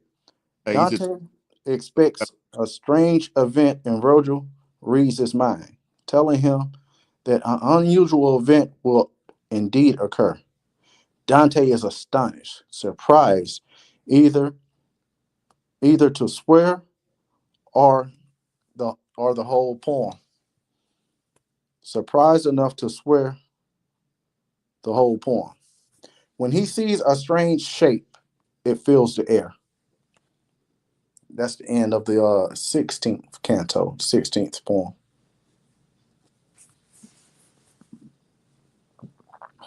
What y'all think gonna happen? That was gonna be strange. Hey, so like that cord he wears, that's like because he's a Templar, so that's like I guess the best way to say, like, it's something that he obtains through initiation. It's like a sash and shit. You know what I'm saying? And it's also like the cable toe type shit. But like it just shows like, the nigga they're walking this shit like, hey yo, this is like, nigga, we in the fucking the realm of sodomites and shit. So we gotta form a circle. We gotta keep moving, nigga. You keep moving. And then like the niggas like, hey bro, don't judge me and shit, because I was like a really famous person and shit. Diddy parties. Like it's kind of facts. So it's kind of suggesting these higher Lord. what are they doing at these gatherings that they go to and shit, all these rich and all these very intelligent people and shit. And this is Greek culture too, right? And this kind of goes into the Roman culture, was like the idea of drinking wine. When they're at these fucking functions, bro, they're drinking like pure ass wine. And what they would do is they would sit in the corner, facing the corner like a barrel of wine and shit, and they would drink that shit until, nigga, they were fucking so fucked. This like the whole idea behind, you know what? It's probably reference to Saturnalia, that the Greek homosexual holiday that Razzcast talked about and shit. Why are you doing all that? Damn. No, that's true. That's really true. But it's like, because like, remember what the nigga said on 300. Those Athenians, those boy lovers, and the Athenians were the smartest ones out of the whole Greek peninsula and shit. Spartans, the warriors, what I'm saying? Athenians were the fucking edge, the enlightened society and shit, high society and shit. So, these guys are like thinkers and butt fuckers and shit. And that's what they're sent to hell for. Yeah, because there was no preference at that point in time. Like this nigga over here talking about like you heard a juicy rumor or something. he being all accurate with the ad libbing, right? I said that. Yeah, like. Yeah, no, I'm saying like I'm a business owner, so like I know like there's a whole difference between. There's a whole difference between what's going on now and what went down. You know what I'm saying? Because it's historical. And it don't matter. Hey, wait a minute. It really don't matter. Yeah, we speaking on the cantos in reference to the cantos, man. Okay, all right. I'll pull back.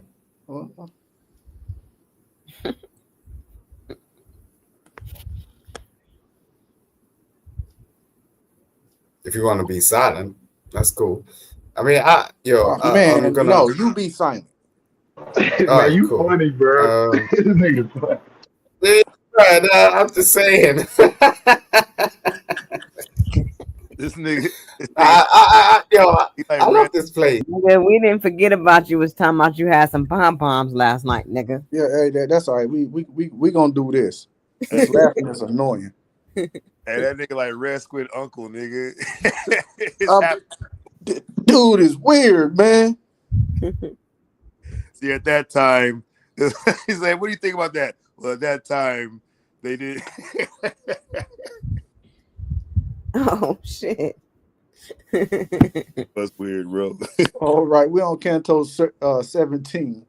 Jarian, the monster, lands on the brink of the abyss, his tail hanging over the side. Jarian's face is that of an innocent man, but his body is a half-shaped reptile and half-hairy beast.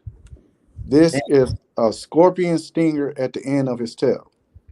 The poet approaches him, and Virgil tells Dante to go see the sinners in the final round of Circle 7, warning him to make his talk brief. Dante moves around the circle alone and approaches a group of sinners whose eyes are full of tears and set on enormous purses hanging around their necks.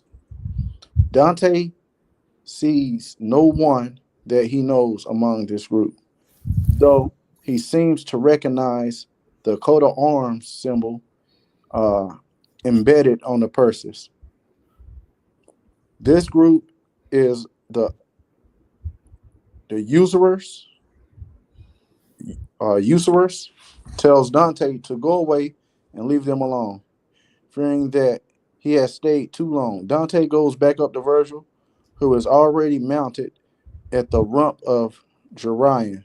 Dante is terribly afraid, but mounts Jerian away, and before he can ask for assistance, Virgil embraces him and helps him hold on. Virgil tells Jerian to fly smoothly, which he does, and lets the poets off at the bottom of a pit near the eighth circle. Jerian takes off like a shot, relieved of Dante uh, leaving his wake. So that's the 17th canto right there. So they on the way to the eighth circle, and they mounted this beast.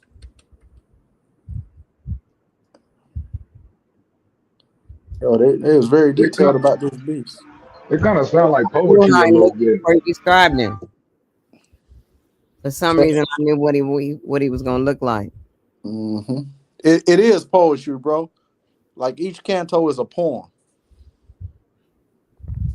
Yeah, Virgil's a poet. You got Virgil, the guy that's like kind of give is the guide is also Virgil. He's like also the narrator, the writer of the poem.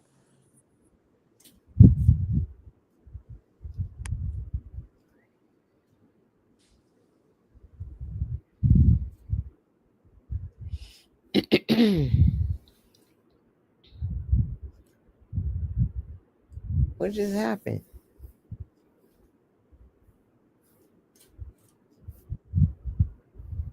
Oh shit.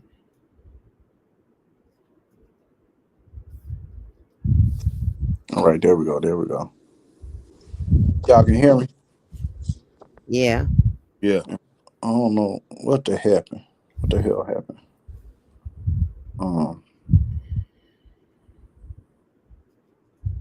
Let's get here to the 18th.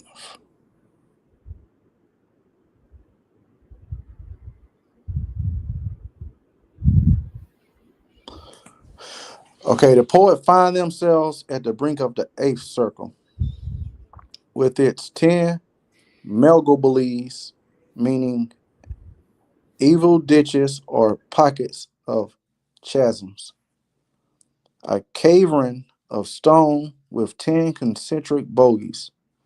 Chasms are moats or trenches dug into the rock in which the sinners of different natures reside. In the first chasm or valley, the poet approaches the first of what can also be thought of as a chasm or valley filled with tormented sinners walking in both directions. Demons with horn flogs them continuously to keep them moving. Dante noticed a sinner on the side which is standing and calls him. The sinner tries to hide his face, but is compelled to speak. He is Venedico Calicium of man. This dude right here with his name. There's another name, y'all.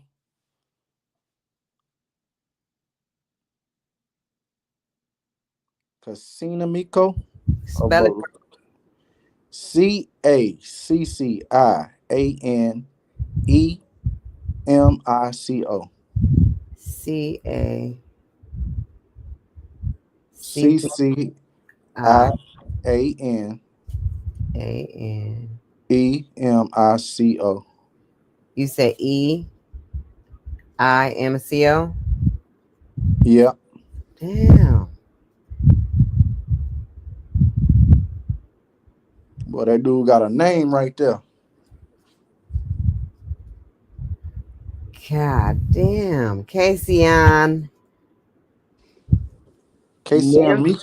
Nimco? Yeah. Casey So Nimco. the two C's make it an S a sound. So it's Kashiana Miko. Kashiana Miko. Okay. Ashiana Miko. Italian. Kashiana Miko. A baloney who admits that he brought his own sister, the fair Jezebella, round to serve the will and must lust Marquise. He says that there were more souls in Bologna in the ditch with them than they were leaving in Bologna to the present. A demon strikes at him with a whip, ordering him off. The poets approach a narrow bridge spanning the pit, and Virgil tells Dante to observe the sinners walking around the other way. There, Dante sees a proud Jason, seemingly strong in spite of his pain he is receiving from being in the pit. The other seducers are with him. Moving into the second chasm or moat, Dante observes a group of sinners riding in sewage and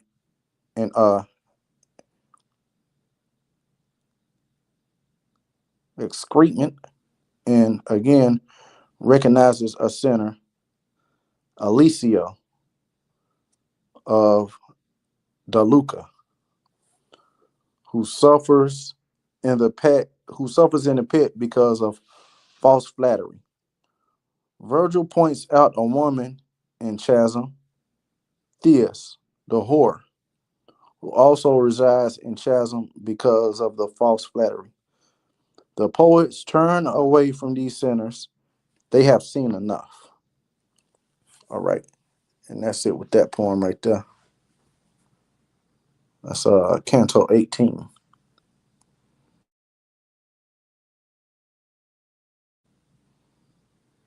So what you guys think about that? I don't know. Yeah, I ain't got nothing. Hey, I got to roll, dog. I got to get up in the morning. Shit. I'll watch y'all tomorrow. All right, Mental Ninja. Appreciate you coming by, brother. All right, Mental. Be easy. So, who else is here with us? Star. What you think about this part? I don't know. This shit, man. He say this shit, man. Star say they got some shit going on in this book, man. There's some stuff going on. Yeah, it's strange. It's just almost like it's like it's this motherfucker. Like, how can I say it? It's the person, I guess he's having these experiences, and then oh boy was talking about he's trying to get his lover back or some crazy shit. And it's like it's hard for me to tell and put myself in the shoes. You know, I'm trying to see where he's coming from, but it just seemed like a hella, how can I say, just out of this world for me. Like, you know what I mean? Like, I'm not to say that I don't have out of world thoughts, but it's just like I ain't nowhere near. I don't know. I can't. It's hard to put my mind, around that because I don't see. It's just I don't see shit like that. You know what I mean? I can see it could be a metaphor or something, but I don't know, man. It's yeah, it's a little off track for me. I don't know.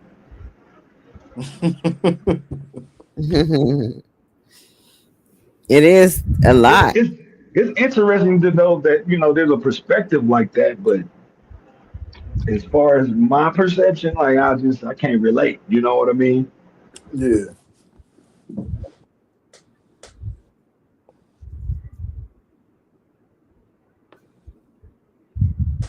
All right, so y'all ready to get into 19? What we doing? Yeah. I mean, how many more is it? Let me look. Let me see here. And then what year you say this was taking place? Knowledge. Like 1325, somewhere around there. 1325. That's crazy, man.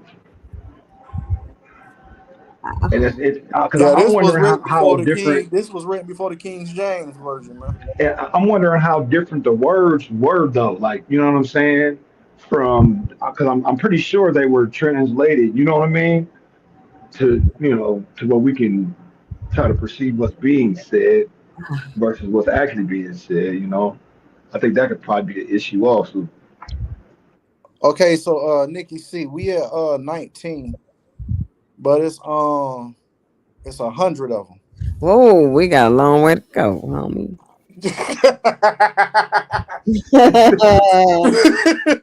A hundred. Yeah, it's 100. I thought you was gonna say it's about four more. I was gonna say run through Yeah, them. No, we can't run through 100. Shit. yeah, And the reason why I'm saying what I'm saying because I'm trying to get a good feel like how could I put myself there to try to get where they coming from. That's yeah.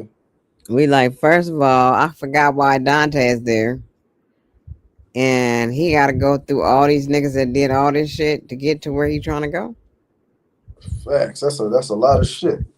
You gotta Yeah, see. we only on 19. Is 100 of them. My God, I didn't It's a even trip know. though, because we do have to see a lot before we get to where we going to. Yep. and then when he get to where he going, like is that the final destination? Like is he just trying to get to the person that he lost, the loved Well, one what that at he's the looking bottom, for? at the very bottom, the last circle is the devil himself.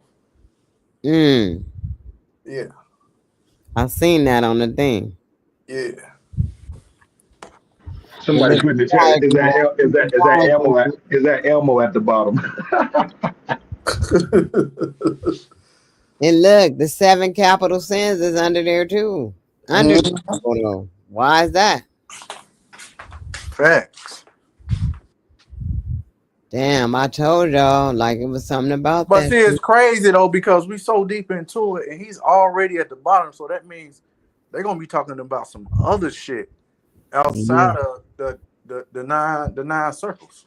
Oh If yeah, it's let's a go. hundred of them, and we only at 19 and at the eighth circle, some shit. I want to get to at least. Can we at least get to the Lucifer circle? I want to see what they're saying. Ah, Yeah. Let's see here. All right. oh, Okay. shit. We're at the 19th canto, which is at circle 8. And this is just continuing on in that same circle. Dante and Virgil are on the rim of the third pit, ditch, or trench of circle 8 for those guilty of simony. These sinners use their positions in the church for personal monetary gain. Okay. The seminatists are upside down and round holes the size of baptismal fronts. For each of these holes protrude the feet and legs of a spirit, with Uh, the rest of the body upside down in a hole. The soles of their feet are on fire. Dante sees one shade who is apparently suffering more torment than others, moving and shaking violently. His feet are burning more fiercely than the others. The soul mistakes Dante for Boniface and is surprised that he is there earlier than expected. Dante tells the soul that he is mistaken and that the soul to tell his story. The soul wrote the great mantle of the office of the Pope.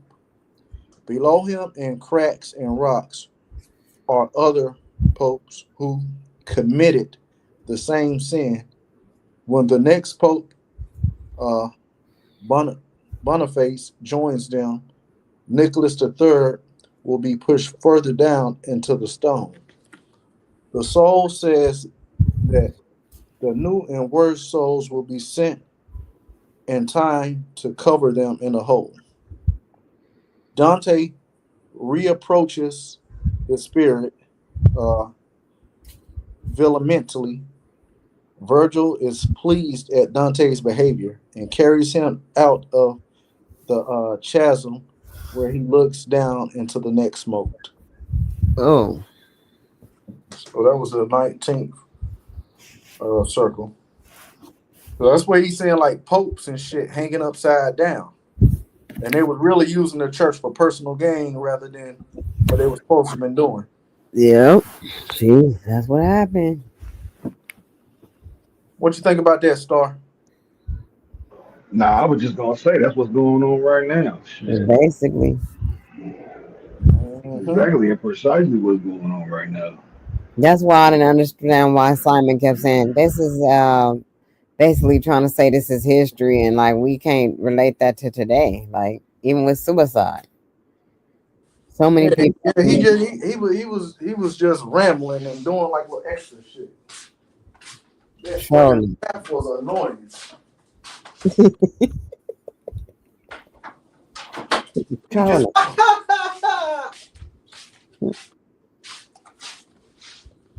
That dude be all sauce stuff. I'm trying to tell you. All right. Okay, we at 20. Oh yeah, I just wanted to add this too. I just like it. Just it sounds like also like the type of the like something. There's something that these people or things are they're devoting themselves to.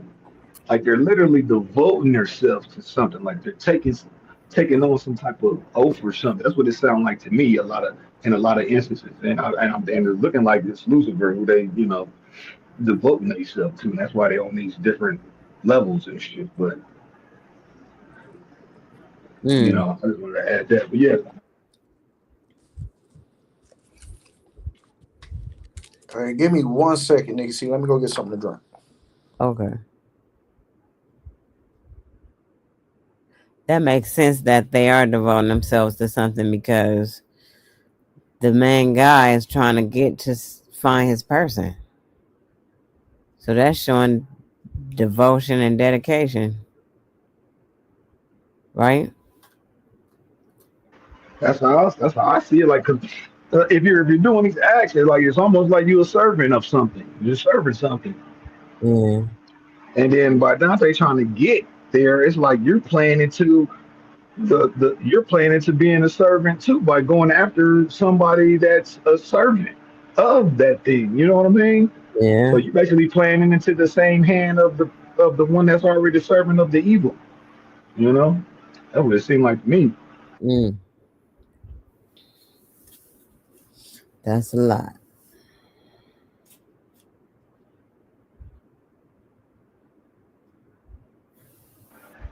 And then another thing is to ignore all of that just because of your selfishness. You still want to pursue this person that you're trying to get. You know, you're blinded by your own self want Yeah. or you know or What you whatever. desire or desire.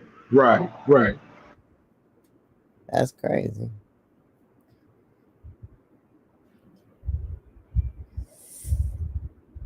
But that's crazy how the 7 deadly sins are under Lucifer.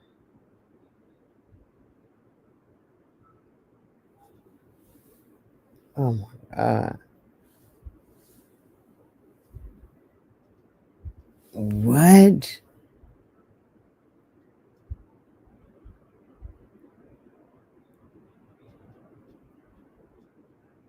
Then I'm looking at this picture. I'm wondering if it's supposed to be looked at from a top view or is it supposed to be looked at from a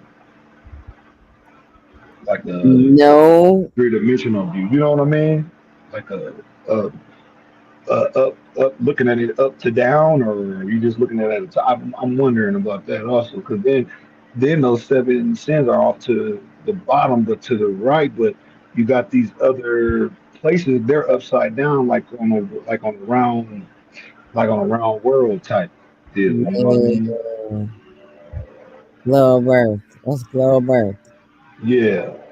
So I think that Dante and Virgil are standing at the top, and they walked down. They walked through all those circles already, and they're almost to the last circle. I mean, the bottom.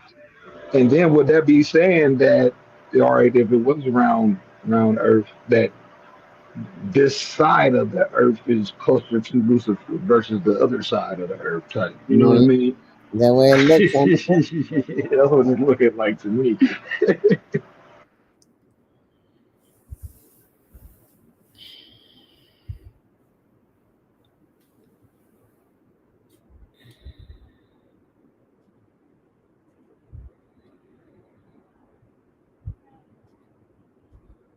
And then those sins, I wonder if does that represent like a building, or is What? that just like the seven sins? Is that supposed to be like a building or a pyramid or something, It looked like the same. or is it just okay?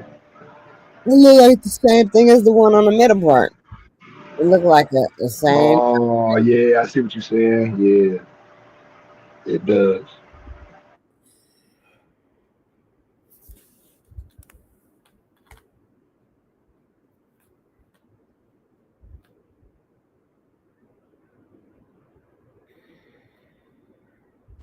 All right, y'all, I'm back.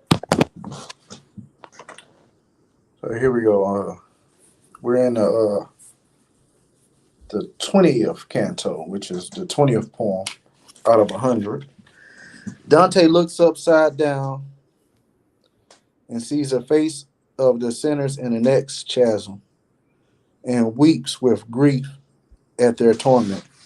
These sinners must walk through eternity with their heads on backwards and tears in their eyes. Virgil reapproaches Dante for feeling any pity.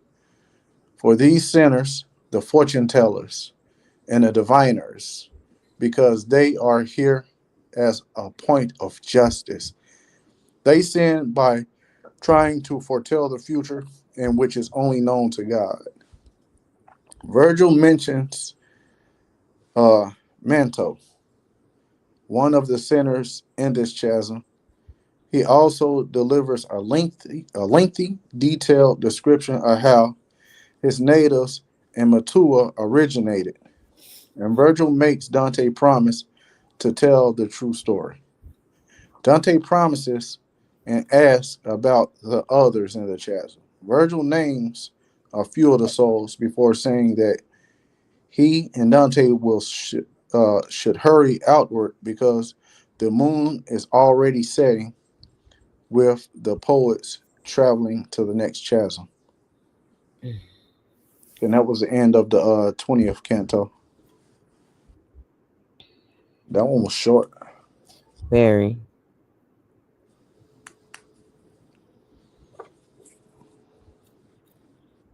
They got people walking with their heads backwards for eternity and crying. So they can't even see what's in front of them. What's your thoughts on that, Star? Yeah, some eerie stuff, man. That's all I can say, bro. Cause I'm putting my I can imagine that and just like, dang, man, what what what type of thing could somebody have done to for that type of punishment? You know what I mean? Yeah. Well, right now they're in the eighth circle. So, can I ask a question real quick? Go ahead. Why? Tell me again why Dante is there. Did Dante die and he's there, or he just there? No, he was it starts off with him wandering in the woods and Virgil came to him. Oh, okay. Yeah, and then they entered the gates of hell and Virgil kept saying something about his will would be done. Mm. So yeah, so he has to complete this journey. That's what he kept saying earlier.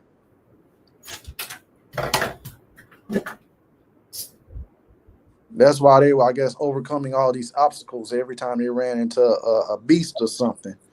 You know, because you notice at the beginning of every circle, it's like something trying to block them from getting into that circle. Mm-hmm. Yeah. But he manages to get into the circle anyway. So is he finna get to this? Which one he on now? He he's still in 8. Okay. Yeah, they ain't got to 9 yet.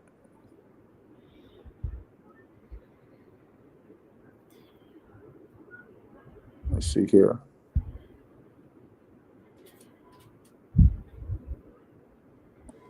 All right, so we about to do 21 and then 22.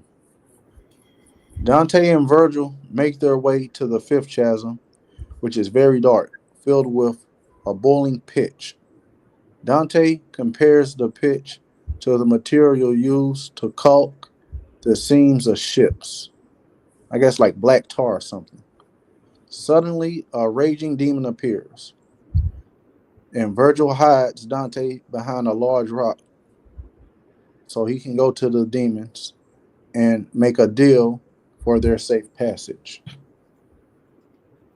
The demons are carrying a sinner, which he tosses into the pitch, saying that he is going back for more sinners to place them into the chasm of grifters. The other demons warn the sinner to get beneath the pitch, or the sinners will taste uh, their grappling hooks. Virgil confronts the demon, and they are threatened to harm him. He asks to speak to one of them, and Malakota, the leader of the demons, stepped forward. After hearing about Virgil's divinely inspired journey, Malakota grants the poet safe passage and rounds up a group of 10 demons to escort them to the next bridge. The poets must travel on the next bridge.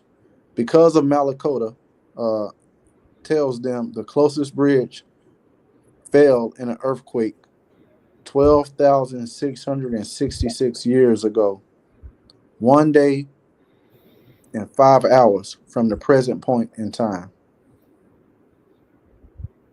And when that fell, it's indicating the hurling hell on the day Christ died. So this is supposed to take place 12,000 years after Christ died. Dante is afraid of the demons and pleads with Virgil to go on without them. But Virgil reprimands him for his fear and reminds him that the demons are there only to guard and torture the sinners in the stew of pitch.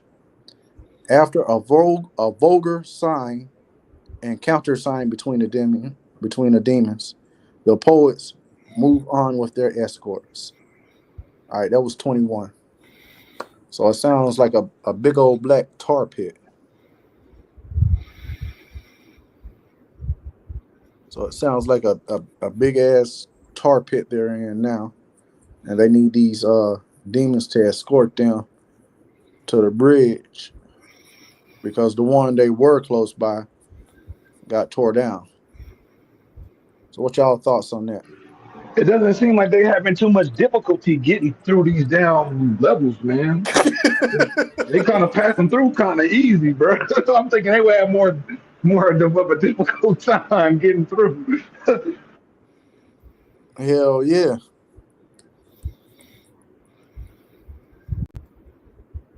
What you think, Nikki C?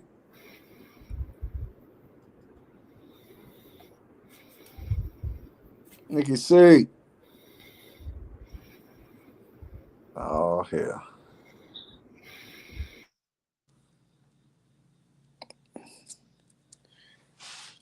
Yeah, we gonna have to finish this tomorrow, man. One of Dante's sleep demons done got her.